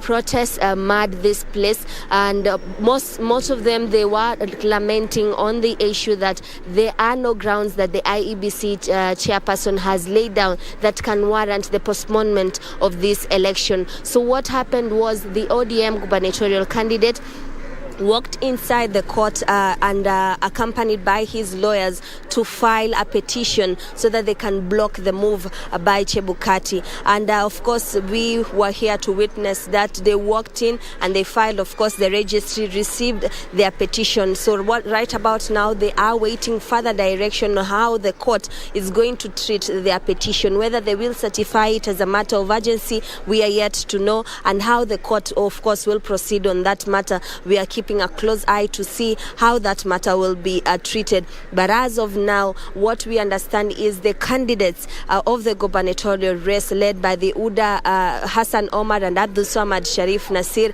they are protesting the move by IEBC Chebukati. They are saying that they are ready even today for the election. They have been ready. One other reason that Hassan Omar laid down is the more they are postponing, he feels that it's going to be a costly affair and and most people are growing impatient and wanting that these elections be done and dusted. For Abdul Samad Sharif Nasir, he says that it is unconstitutional, and they laid down reasons that IBC chairperson gave does not meet the threshold to warrant a postponement. In fact, he says that they haven't received any lamentations from the IBC officials here in Mombasa that they are being threatened, and that they feel that the commission here in Mombasa is ready to conduct that election. However, that decision is laid squarely by the IEBC chairperson to know if his staff is ready to conduct that election, and by yesterday he said that his staff is not ready to conduct that election. So we are waiting for the direction by the court on how they will treat this petition. Unlike Hassan Omar, Abdul Samad Sharif Nasir has come to court to seek more legal advice, hoping that Wafula Chebukati will stand for the 23rd of August so that those elections can be conducted here in Mombasa County. This, of course, has been received by a lot of reactions from the residents of Mombasa. Some of them are saying that it is putting an anxious mood as the more that Chebukati is postponing these elections. So we were with them since morning. We have walked into the court with Abdul Samad Sharif Nasir. My colleague was on the other end to understand the sentiments of Hassan Omar. And one thing is clear, both the candidates and both the political mood here is they are rejecting, of course, the announcement by Wafula Chebukati that was pronounced yesterday. So we leave it unto the courts and of course the IBC Commission to see if they can review the dates or stand by its ground. But as for us, we keep a close eye and bring you more updates as they come on the Mombasa gubernatorial race that had been slated by yesterday. It had been slated for 23rd, but right now it has been postponed indefinitely. So Ben Troinjue, as we are on the field, just to keep a close eye on how the day is unfolding and how the gubernatorial race will unfold throughout the week. Back to you, Ben Troinjue. Question, Junei. Since the matter has already been filed in court, have you been able to see some of maybe the prayers that the petitioner is seeking? It was a little bit crowded inside. All we saw is the procedure from the lawyers' clerks coming in with the papers to come and submit at the registry, and the registry received the papers and marked them received. From then in, this is a normal court procedures. From then on, the court will determine how this matter will be treated. So we haven't gotten a copy of what are some of the grievances they have laid out in their petition. We will do that after that so that we know which grounds they are basing them. But we had Abdul Somad just telling us on by word of mouth what they had outlined in that petition, and they are saying that it is unconstitutional. Number two, they are saying the insecurity claims, they have not been witnessed in Mombasa, so it does not warrant Wafula Chebukati to stand on those grounds to postpone those elections. So those are some of the reasons he gave, but we are fishing out the petition to understand what exactly is being laid down. But right now we had just had the word of Abdul Samad Sharif Nasir, who has filed the petition. Thank you. Thank you so much, Janae, for that report. And of course, we're keeping our keen eyes and also our lenses on that report, because it's going to be quite a busy judiciary, if you ask me, because we're also expecting the Azimio to be moving to the Apex Court to challenge the presidential election that we conducted a week ago.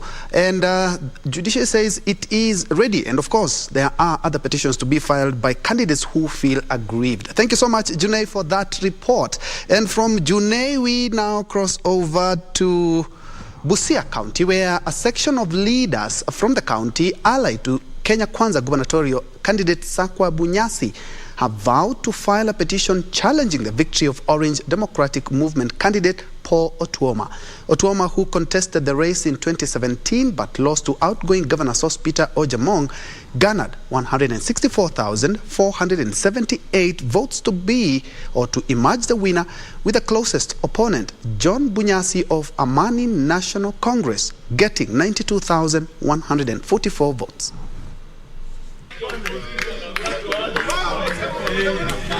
Led by Sakwa Bunyasi's running mate Lawrence Okale and Jacob Below, the Kenya Kwanza supporters allege that the recently held general election was marred by irregularities. A recount to determine the gubernatorial winner should be done.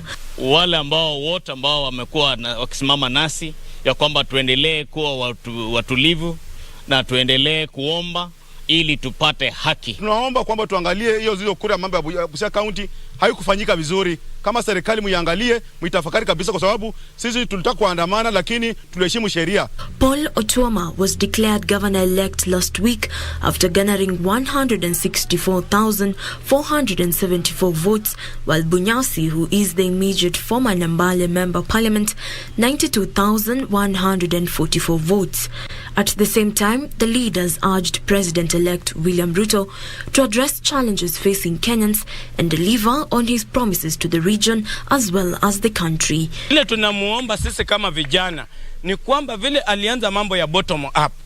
Tunaomba sisi kama vijana na bodaboda wa Busia aweze kusimama na sisi, aweze kusimama na mama mboga kwa kila hali. Jacqueline Masharia for Lunchtime News. Let's now head to Meru, where a section of residents in Meru County have expressed optimism and confidence in the Meru governor-elect with hopes that their living standards will improve. They stated that while serving as a county women representative, Kawira Mwangaza had worked hard in improving different sectors, including giving women in the county a voice in development matters. The residents are now urging the governor-elect to prioritize agriculture, health and youth employment in her administration in order to improve lives of the people of Meru. The residents further urged that leaders to shun divisive politics and embrace working together as a county. Kawira garnered 209,148 votes to join the list of 7 elected women governors in the just concluded general elections. Tulichagua mama kwa sababu tuliona maendeleo yake akiwa women representative. Alisaidia watu wengi. Tumeona alikuwa anasaidia maskini, alikuwa anapea watu ng'ombe na vitu mingi amefanyia, amesupport kina mama na pesa zile zilikuwa zinaitwa SAGAF. Ndio sababu tuliona maendeleo, tukimchagua ende kwa hiyo step nyingine, atasaidia wengi na wengine na atafanya Meru kuwa mbali zaidi kulingana na ile kipawa wako nacho. Hata tukichagua mama pale hospitalini atawashughulikia madaktari, sisi kama wana youth atatushughulikia. Hapa sisi wana bodaboda tulisema ni vizuri tuchague mama ndio aweze kutusaidia. Kuona mama ndiye anatosha, maana yake mama ni mtu ambaye anashughulikia kila mtu. Anasikiza maoni ya kila mtu.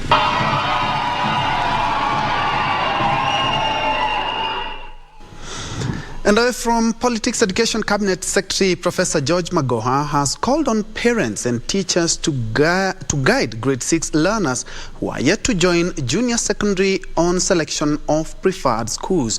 Magoha further said that parents who do not want their children to attend school away from them can choose schools that are close to them. The CS, who was in Kiambu County to commission construction of classrooms for the junior secondary, said the portal for public school selection is now open for both public and private learners to select their preferred schools. Magoha further noted that 80% of junior secondary classrooms are ready, adding that the remaining 20% will be done before the learners finish their grade 6 studies. He noted that most of schools in Western Coast and Nairobi regions are yet to meet the target of constructed CBC classrooms. Don't rush to take your child to Alliance High School, because even if you take the child there in junior high school, there is no guarantee that the child will remain there. Because when we get to year 9 now, we'll go again to the public, and now it will be the cutthroats. Do you understand? So that is when you now target where you want your child to go to the senior school. The majority of parents who want to be closer to their children should allow their children to remain as close to their home as possible for these next 3 years. And if it is in the private schools, you may find that most of them have actually converted the primary schools to junior high school, so the pressure will not be there.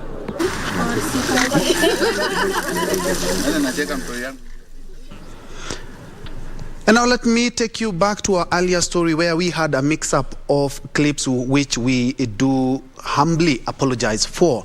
Maendeleo ya Wanawake organization has hailed women for seeking elective posts and emerging victorious in the general election. The organization's chair, Rahab Muyu, says the shift from 3 governors to 8 in addition to other positions secured by women politicians is a significant step towards increasing women participation in the bicameral parliament. Rahab, on the other hand, lauded security organs for the adequate protection provided to candidates and electorate during the electioneering period. We are glad that the campaigns we did in 2017, we were able to get quite many MCAs, 3 governors. But after these elections, we've done pretty well. We have been able to get 7 governors from 3, single constituencies 26 from 23. Again, the 47 women representatives. We are not forgetting the MCAs. It is indeed a significant step towards the Kenyan women participation in the 2 houses. Maiwo has come around.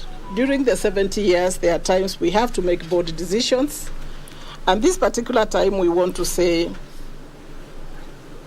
we have always supported the government, and we will continue to do so. You are very clear, according to you, that my choice did not succeed. I have said, when the country settles down, we shall come back here and talk. I represent very many women. I have listened to them thinking that we've been a bit quiet, and I have come here to say the few things I have said. So when the country settles down, we shall talk.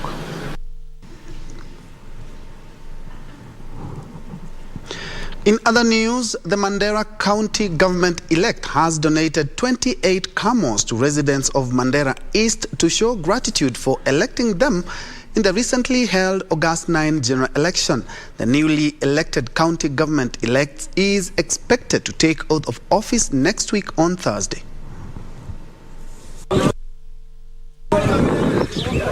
Residents of Mandera East welcome the donation of camels from the incoming county government. Wakati hii ambao ni wakati wa njaa, baa la njaa ambao inaendelea sana. Hiyo itasaidia wananchi sana, itawasaidia wananchi yote na watoto na wakina mama yote, na itakuwa tumegawanya kwa kila kijiji. Many families, while decrying the prolonged drought, noted the camels will help ensure a constant supply of milk. Kwa sababu tumepitia kwa ukame wa muda mrefu, itasaidia hali ya ukame na itasaidia wale hawajiwezi pia wakule siku hiyo wafurahie. Drought still ravages the Mandera County, with parts of Mandera West, Mandera South and parts of Banissa most affected. Reporting for Lunchtime News, I'm Elvis Otieno. Boda operators in Embu County have benefited from drug and substance abuse sensitization program aimed at educating the operators on dangers of the vice. The Sober Border for a Safe Ride initiative is the brainchild of master students at Embu University and involved stakeholders from National Police Service, National Authority for the Campaign Against Drug Abuse NACADA, Public Health, Border Operators and Office of the County Commissioner. Are abusing the drugs, and the most abused drug tumeona ni mogoka, because mogoka is planted wanaipanda huku Embu and Meru, so it is easily accessible, and the use of these drugs it causes accidents and various vices.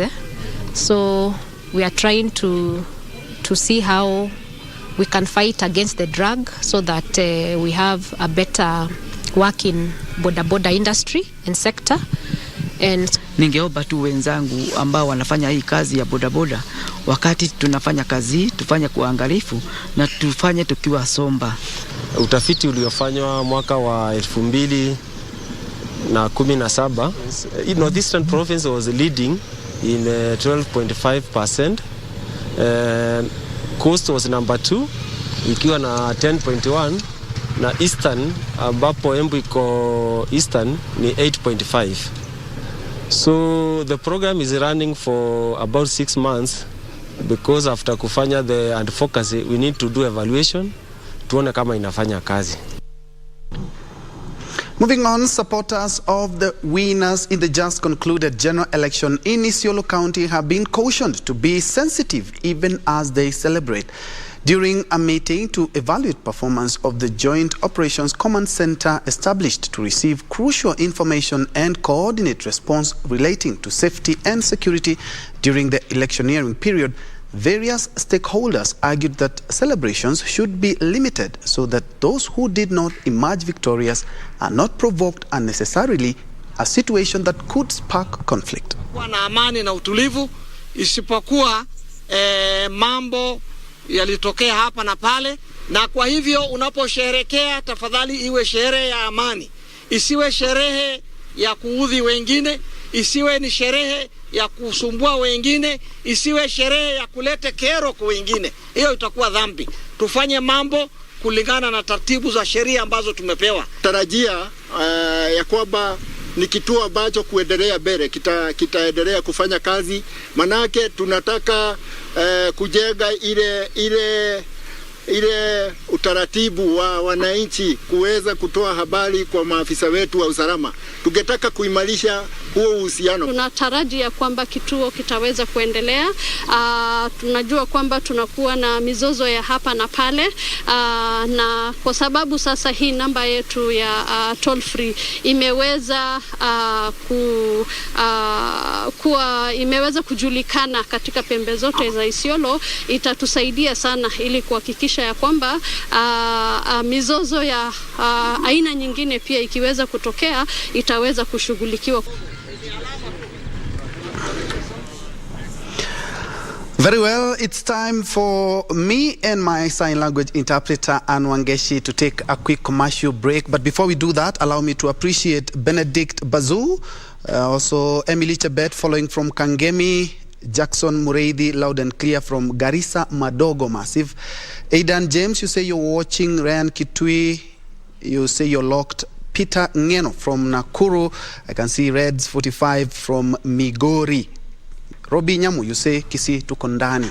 Thank you so much for keeping me company. When we come back, I'll take you through a couple of more stories before we have a look at the day's sports. Keep it KBC.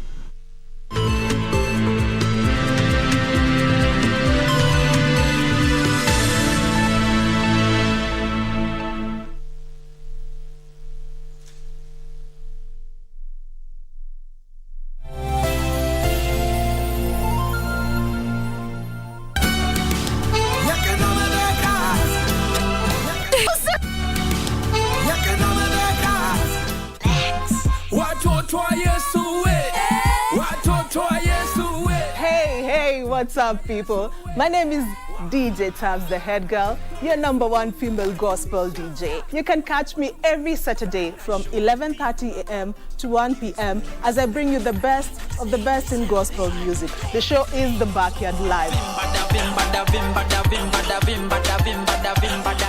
Unapenda local, nitakuchezea. Unapenda African, nitakuchezea. Unapenda reggae, buo, buo, buo. Mimi ndio plug wako. Catch me, remember, with Jay Fontana every Saturday at 11:30 a.m. to 1 p.m. Tutakuwa na even your favorite gospel artists. Kumbuka kuokoka, sio kuboeka. #The Backyard Live.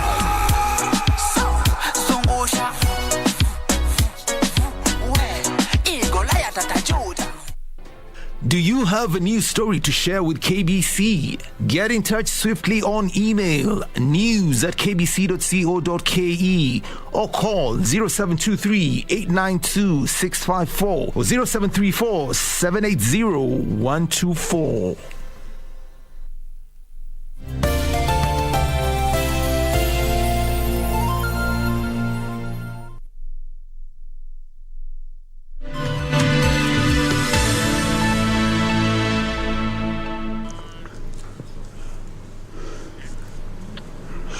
Welcome back and thanks for keeping it KBC Channel 1. Now, in a country whose elections are marred by allegations of irregularities, the 1988 general election will always be remembered for the blatant disregard for the principle of a free and fair election.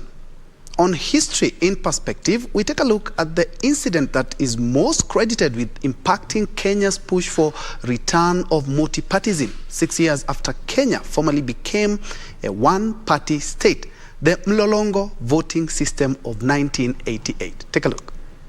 Good morning. Taking a trip back to the early 80s, a time when the then President Daniel Arap Moi was consolidating power, having taken over the country's leadership after the demise of founding President Mzee Jomo Kenyatta in 1978. Ali expected to instill a democracy-oriented political space in Kenya once he took office. Moi would take a different direction and personalize power during his reign. My ambition is to see Kenyans live and move forward happily.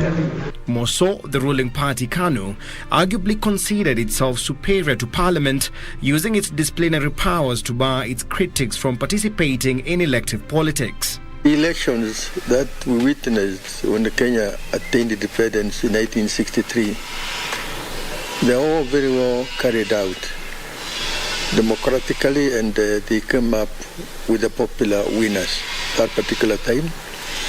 And that came along all the way through up to 1988.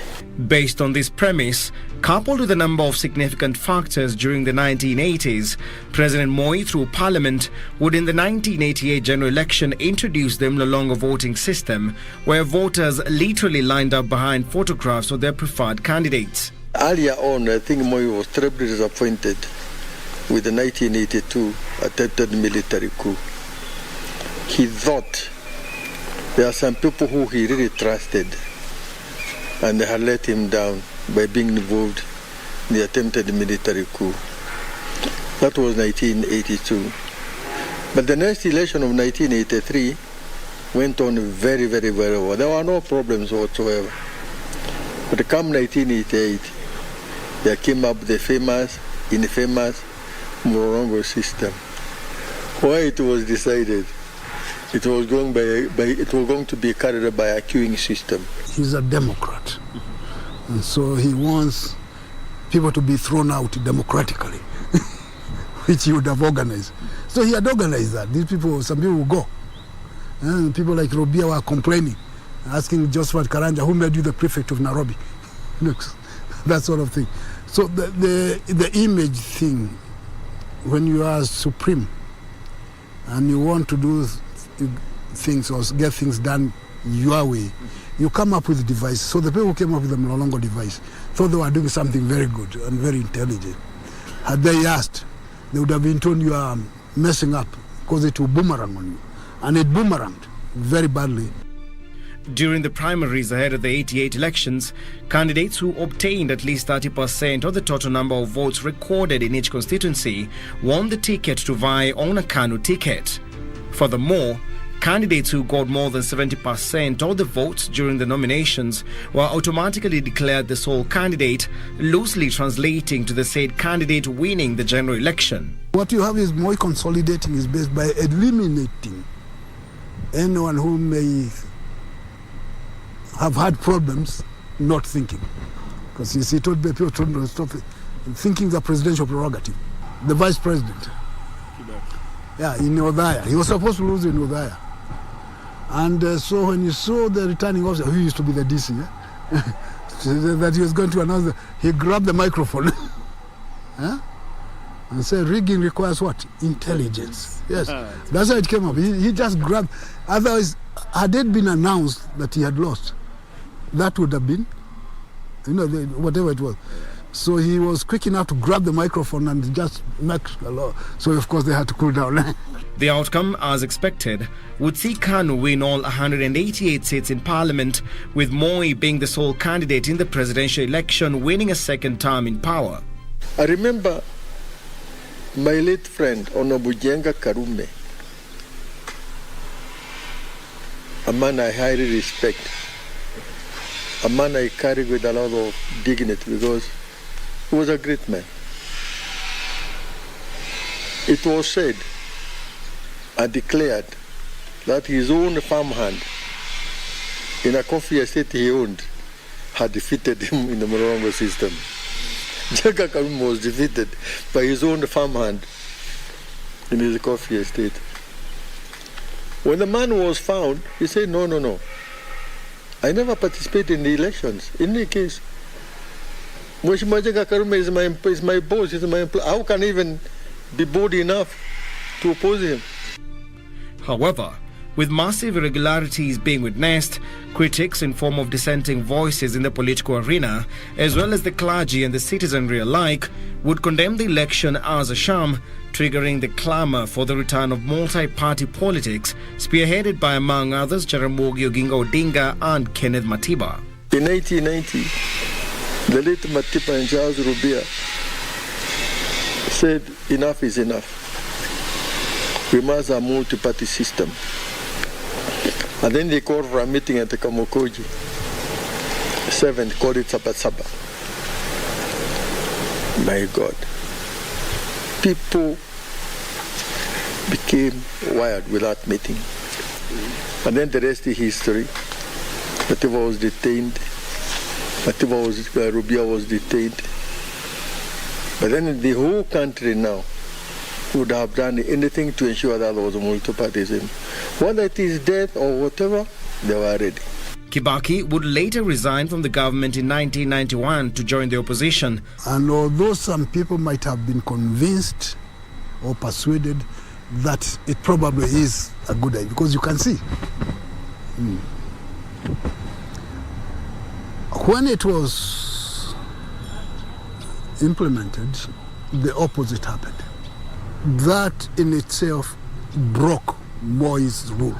The agenda bore fruit in December 1991 with the repeal of Section 2A of the Constitution, paving way for the multi-party elections held in 1992.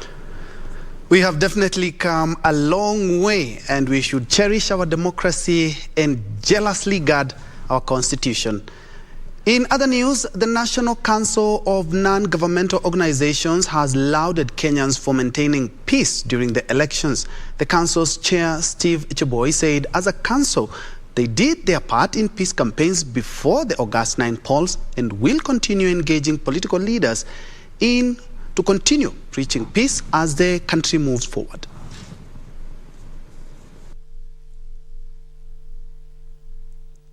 We appreciate that there was a lot of unity that was witnessed across the country. Tunataka amani. Tunataka umoja. Tunataka nini? Umoja. Wa viongozi wetu. What we are supposed to be focusing is about how we are going to live one another as a family. United, we stand. Divided, we fall. Even in this situation where we are now, it is also still the test of our independent institutions, and so they should be given the opportunity to maximize and get to the depth of any complaint. Tunataka kuachia mahakama kuu nafasi waweze kutoa uamuzi wao wakati hiyo kesi itawekwa, in case ikiwekwa.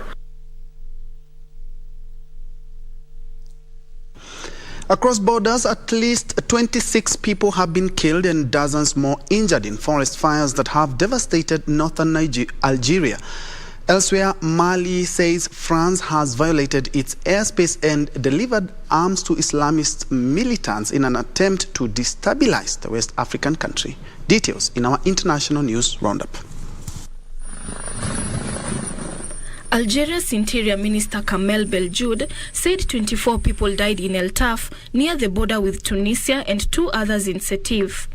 Firefighters, supported by helicopters, were still trying to contain several blazes on Wednesday evening. Reports say some 350 residents have been evacuated in various provinces. The Civil Protection Agency say that El Taf was the worst hit area with 16 fires in progress. Elsewhere, Mali says France has violated its airspace and delivered arms to Islamist militants in an attempt to destabilize the West African country.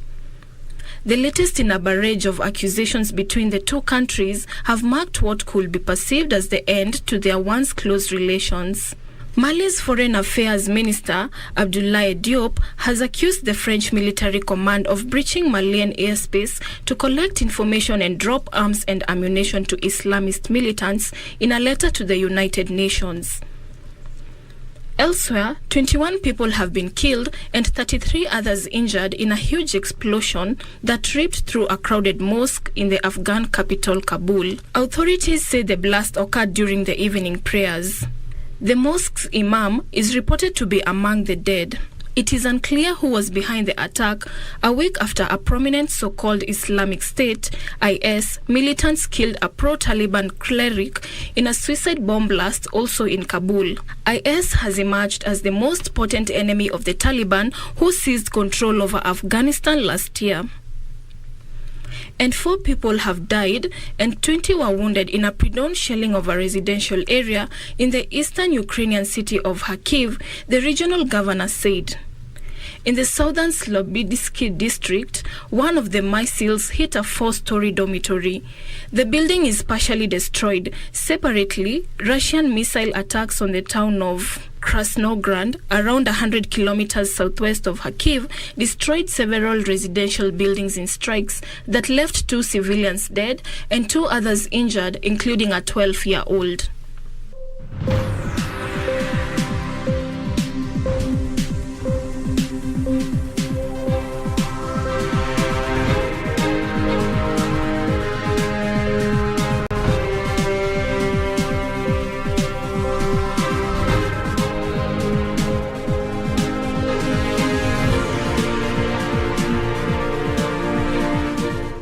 Time to make sense of shillings and cents in business, and we begin with some good news for the coffee farmers, where coffee prices increased by 4% in the latest auction at the Nairobi Coffee Exchange, with the 50 kg bag retailing at an average of 32,249 shillings. The top grade coffee was auctioned at 798 shillings and 49 cents per kilo.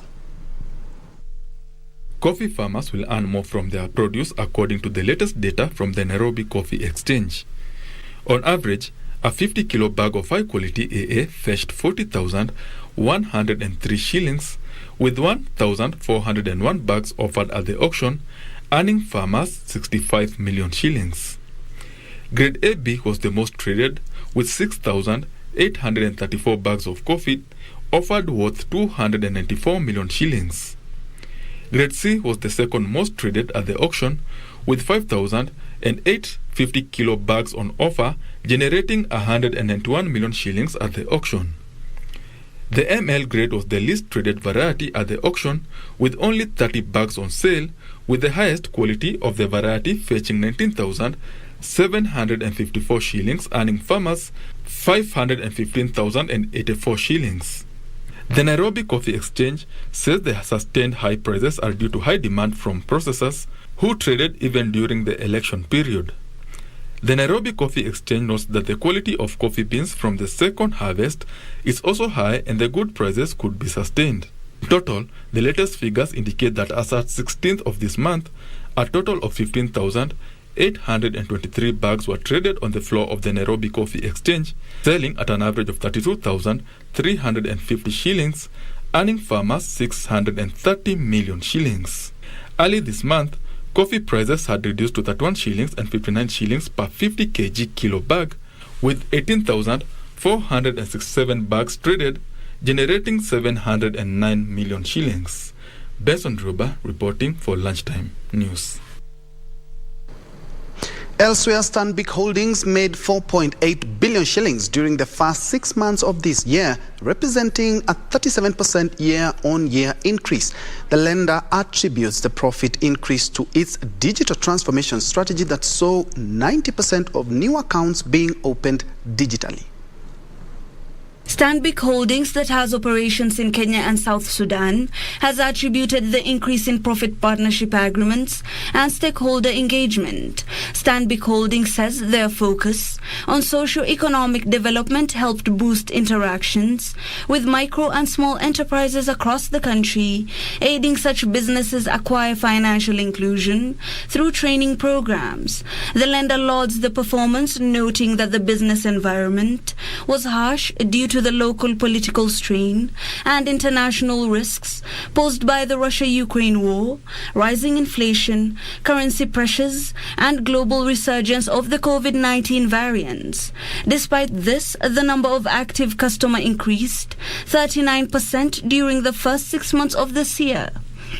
Stanbic Bank CEO Charles Modiwa says the lender's strategy relied on ease of convenience, which improved client experience while driving scale. The group's customer loans rose 31% to 217 billion shillings, while net interest income was up 21%, driven by growth in the lending book, improved margins, and funding cost management. Credit quality improved, evidenced by a reduction in the credit loss ratio to 1.1% in the first half of 2022 from 1.64% during a similar period last year.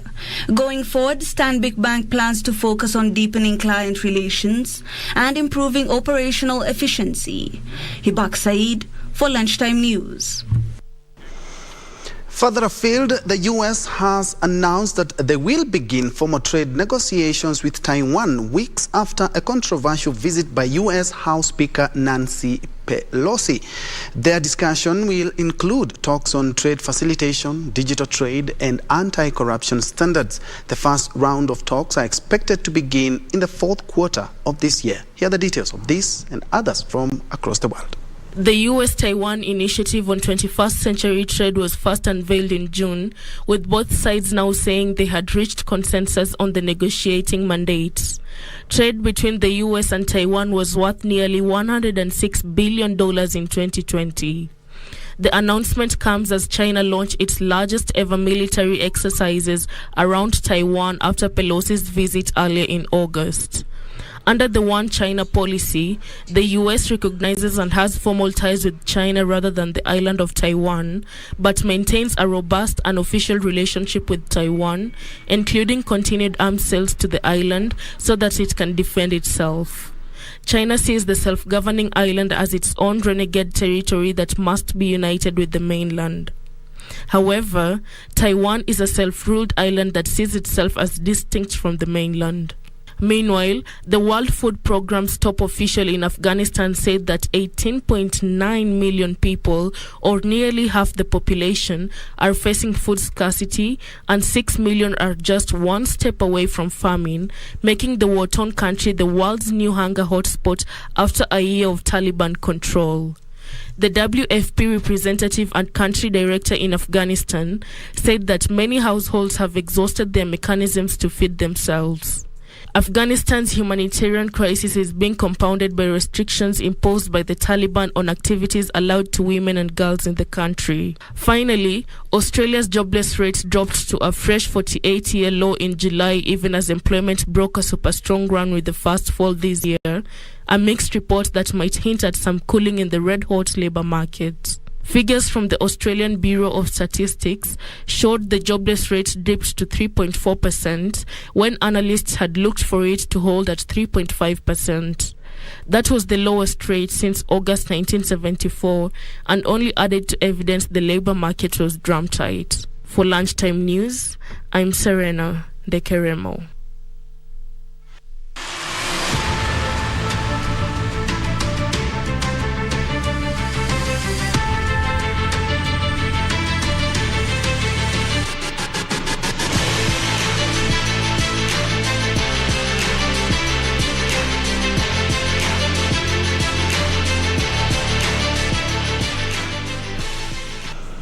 To sports now, we begin with tennis, where Rafael Nadal's first match since pulling out of the Wimbledon semi-finals because of an injury ended in defeat at the hands of Croatian Bona Koric at the Cincinnati Open. The Spaniard lost 7-6, 4-6, 6-3 to the world number 152.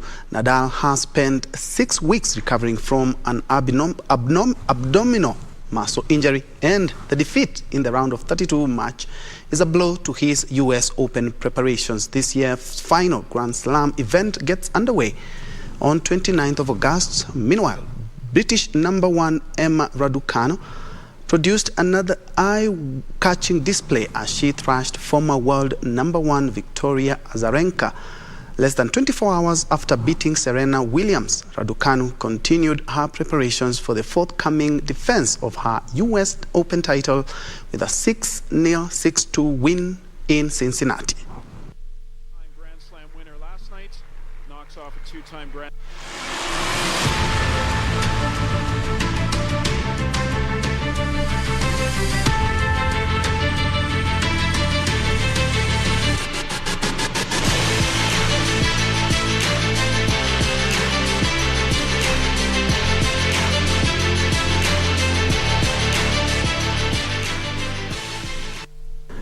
That's all the time we had on KBC Lunchtime News this Thursday afternoon.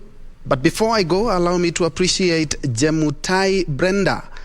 You say you're watching Stephen Ngera. You say you're also watching Maurice Nzeki, tuned in from Nakuru, watching from outer Makutano in Meru, Freedom Baba, Stanley Ngera Munyaya. Thank you so much for watching, and for us, all those who are following us on social media. For more news, we have this news plus much more on our social media platform, including our website. It is www.kbc.co.ke. Thank you indeed so much for watching. And because of the general election, they say that challenges are what makes life interesting, but overcoming them is what makes life meaningful. Have an interesting afternoon.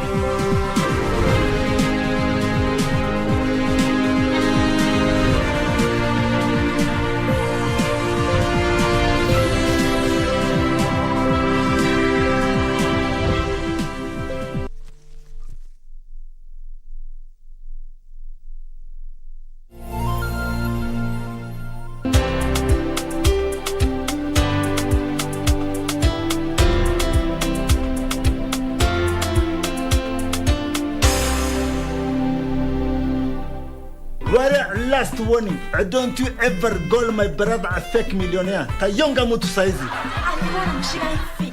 Anamnyonga hivi kabisa. His muscle shaft nayo. Wa huku. Wacha tu. Guys, this school is relocating. Wait, are you guys serious? Of course. How can you teach in peace when you come to school drunk every day, every morning? I'm not drunk. Nanuka tu pombe ya jana. Destiny. I wanna rule my destiny. Classmates, every Saturday on KBC. Smoke, drink, I love my girl to some reggae. Wagwan Rasta. Kumbuka kila Monday ni Iris serving you nothing but the best in reggae music. Aisha ni yangu. Washibulika na yako. And on Tuesday, it's all about Kenyan music, bringing you the best from the 2-5 flow. Brand new wheel, just hopped in. And of course, to all you hip-hop heads, we've got you covered each and every Wednesday. Not forgetting, we've got some R&B on the side. Let me a jiggle, let me see, and let me see the woman that is with me. Now, every Thursday, tunavuka border across Africa to bring you nothing but the best for Afro Thursday. Ready people up warning, someone's playing. And on Friday, we do it live with me, Emily Mbai. And me, DJ Koljax, on the ones and twos. Not forgetting DJ_Lizadiva Pale Pia. Make sure you get interactive from 4:30 to 6 p.m. Hashtag KBC Club 1.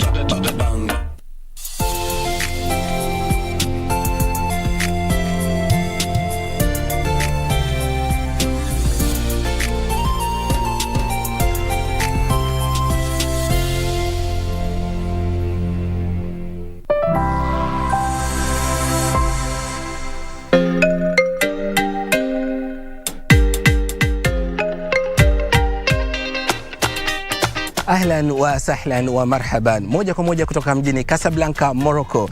Na kukaribisha katika makala ya maisha kutoka BBC. Makala yanakusaidia kuwajibikia afya yako. Mimi ni Dayo Yusuf. Kumbuka pia unaweza kutufuata katika internet BBC Swahili, Twitter @BBC Swahili, #maisha. Wiki hii katika maisha. Tuko nchini Kenya, msimu wa uchaguzi mkuu na ahadi ni tele. Tunahoji afya, je, ina nafasi gani? Kila mwezi ninatumia dawa za kuongeza damu. Hizo madawa tunaenda naandikiwa na sio tunapewa. Ninaandikiwa, ninaambiwa niende ninunue chemistry. Kusamehe au kutosamehe makosa. Nitakufahamisha uhusiano wa afya na msamaha. Na tutakwenda katika kijiji kimoja kinachowapa tija wanaoishi na changamoto ya afya ya akili. Karibu. Tuanzie nchini Kenya ambapo taifa hilo la Afrika Mashariki linaelekea katika uchaguzi mkuu na ahadi za wanasiasa ni nyingi, lakini siasa na afya zinaingiliana vipi? Ni miaka 10 sasa tangu nchi hiyo kuweka mfumo wa afya chini ya usimamizi wa utawala wa majimbo, lakini hadi sasa gharama ya afya iko juu na wengi wanajikuta bila bima ya afya. Mwenzangu David Wafula anaangazia namna siasa na afya zinatangamana nchini Kenya. Herima Wakima amekuwa akiishi na dada yake viungani mwa jiji la Mombasa kwa miezi 6 sasa, akisubiri kwenda kufanyiwa upasuaji anaohitaji sana. Kwa sasa ameshindwa kugharamia tiba na upasuaji, anategemea jamaa na marafiki. Sina nguvu, sina fedha za kutosha ama za kunisaidia kupata matibabu. Imebidi nikauza mpaka vitu kwa nyumba venye nilikuwa nimenunua kama TV, hata sofa sets. Sababu watoto wenyewe wako shule wanahitaji pesa. Imekuwa ni changamoto cause pia hata shamba nimeuza na still bado sijafanikiwa cause niko peke yangu na watoto wananiangalia mimi na mimi hali ndio hiyo ya ugonjwa. Changamoto kama za Herima zinaathiri Wakenya wengi na kuwasukuma kutegemea michango. Kisa na maana wengi hawana bima ya kitaifa ya afya NHIF kama tu Herima. Kwa sasa Wakenya wanaweza kujiunga na bima ya kitaifa ya afya ya NHIF kwa kulipa karibu $4 za Marekani. Hata 1,100 imepita kwa kila mwezi ninatumia dawa za kuongeza damu. Hizo madawa tunaenda naandikiwa na sio tunapewa. Ninaandikiwa, ninaambiwa niende ninunue chemistry. Kabla ya Herima kujua hali yake ya afya, alikuwa anakumbana na hali ya ndugu yake ambaye alihitaji matibabu ya dharura ya figo na bima yake ya taifa muda wake ulikuwa umeisha baada ya kuachishwa kazi. Sasa hiyo ndio nasema wakati ule nilikuwa niko kazini, si unaona hiyo NHIF ilikuwa iko inanini, lakini sasa wakati ile kampuni ikakuja ikanini nayo sasa ikawa imesimamia hivyo. Sasa cha kushangaza ni kwamba wakati umegonjeka bado sasa wewe ni mgonjwa bado tena ungoje hiyo venye wanasema mali labda ulikuwa umesimamia ulipie mpaka ifikie ile pesa, alafu sasa tena ndio ungoje mpaka imachue ndio sasa ikuje kufanya tena ianze ndio ikusaidie, ambapo sasa wewe unaumia alafu na ni muda tena inachukua. Maana kama mimi wakati nimeenda tukaifuatilia tukaambiwa mwezi kama around miezi 5 hivi. Sasa miezi 5 na uko mgonjwa, hiyo kitu itakusaidia kweli?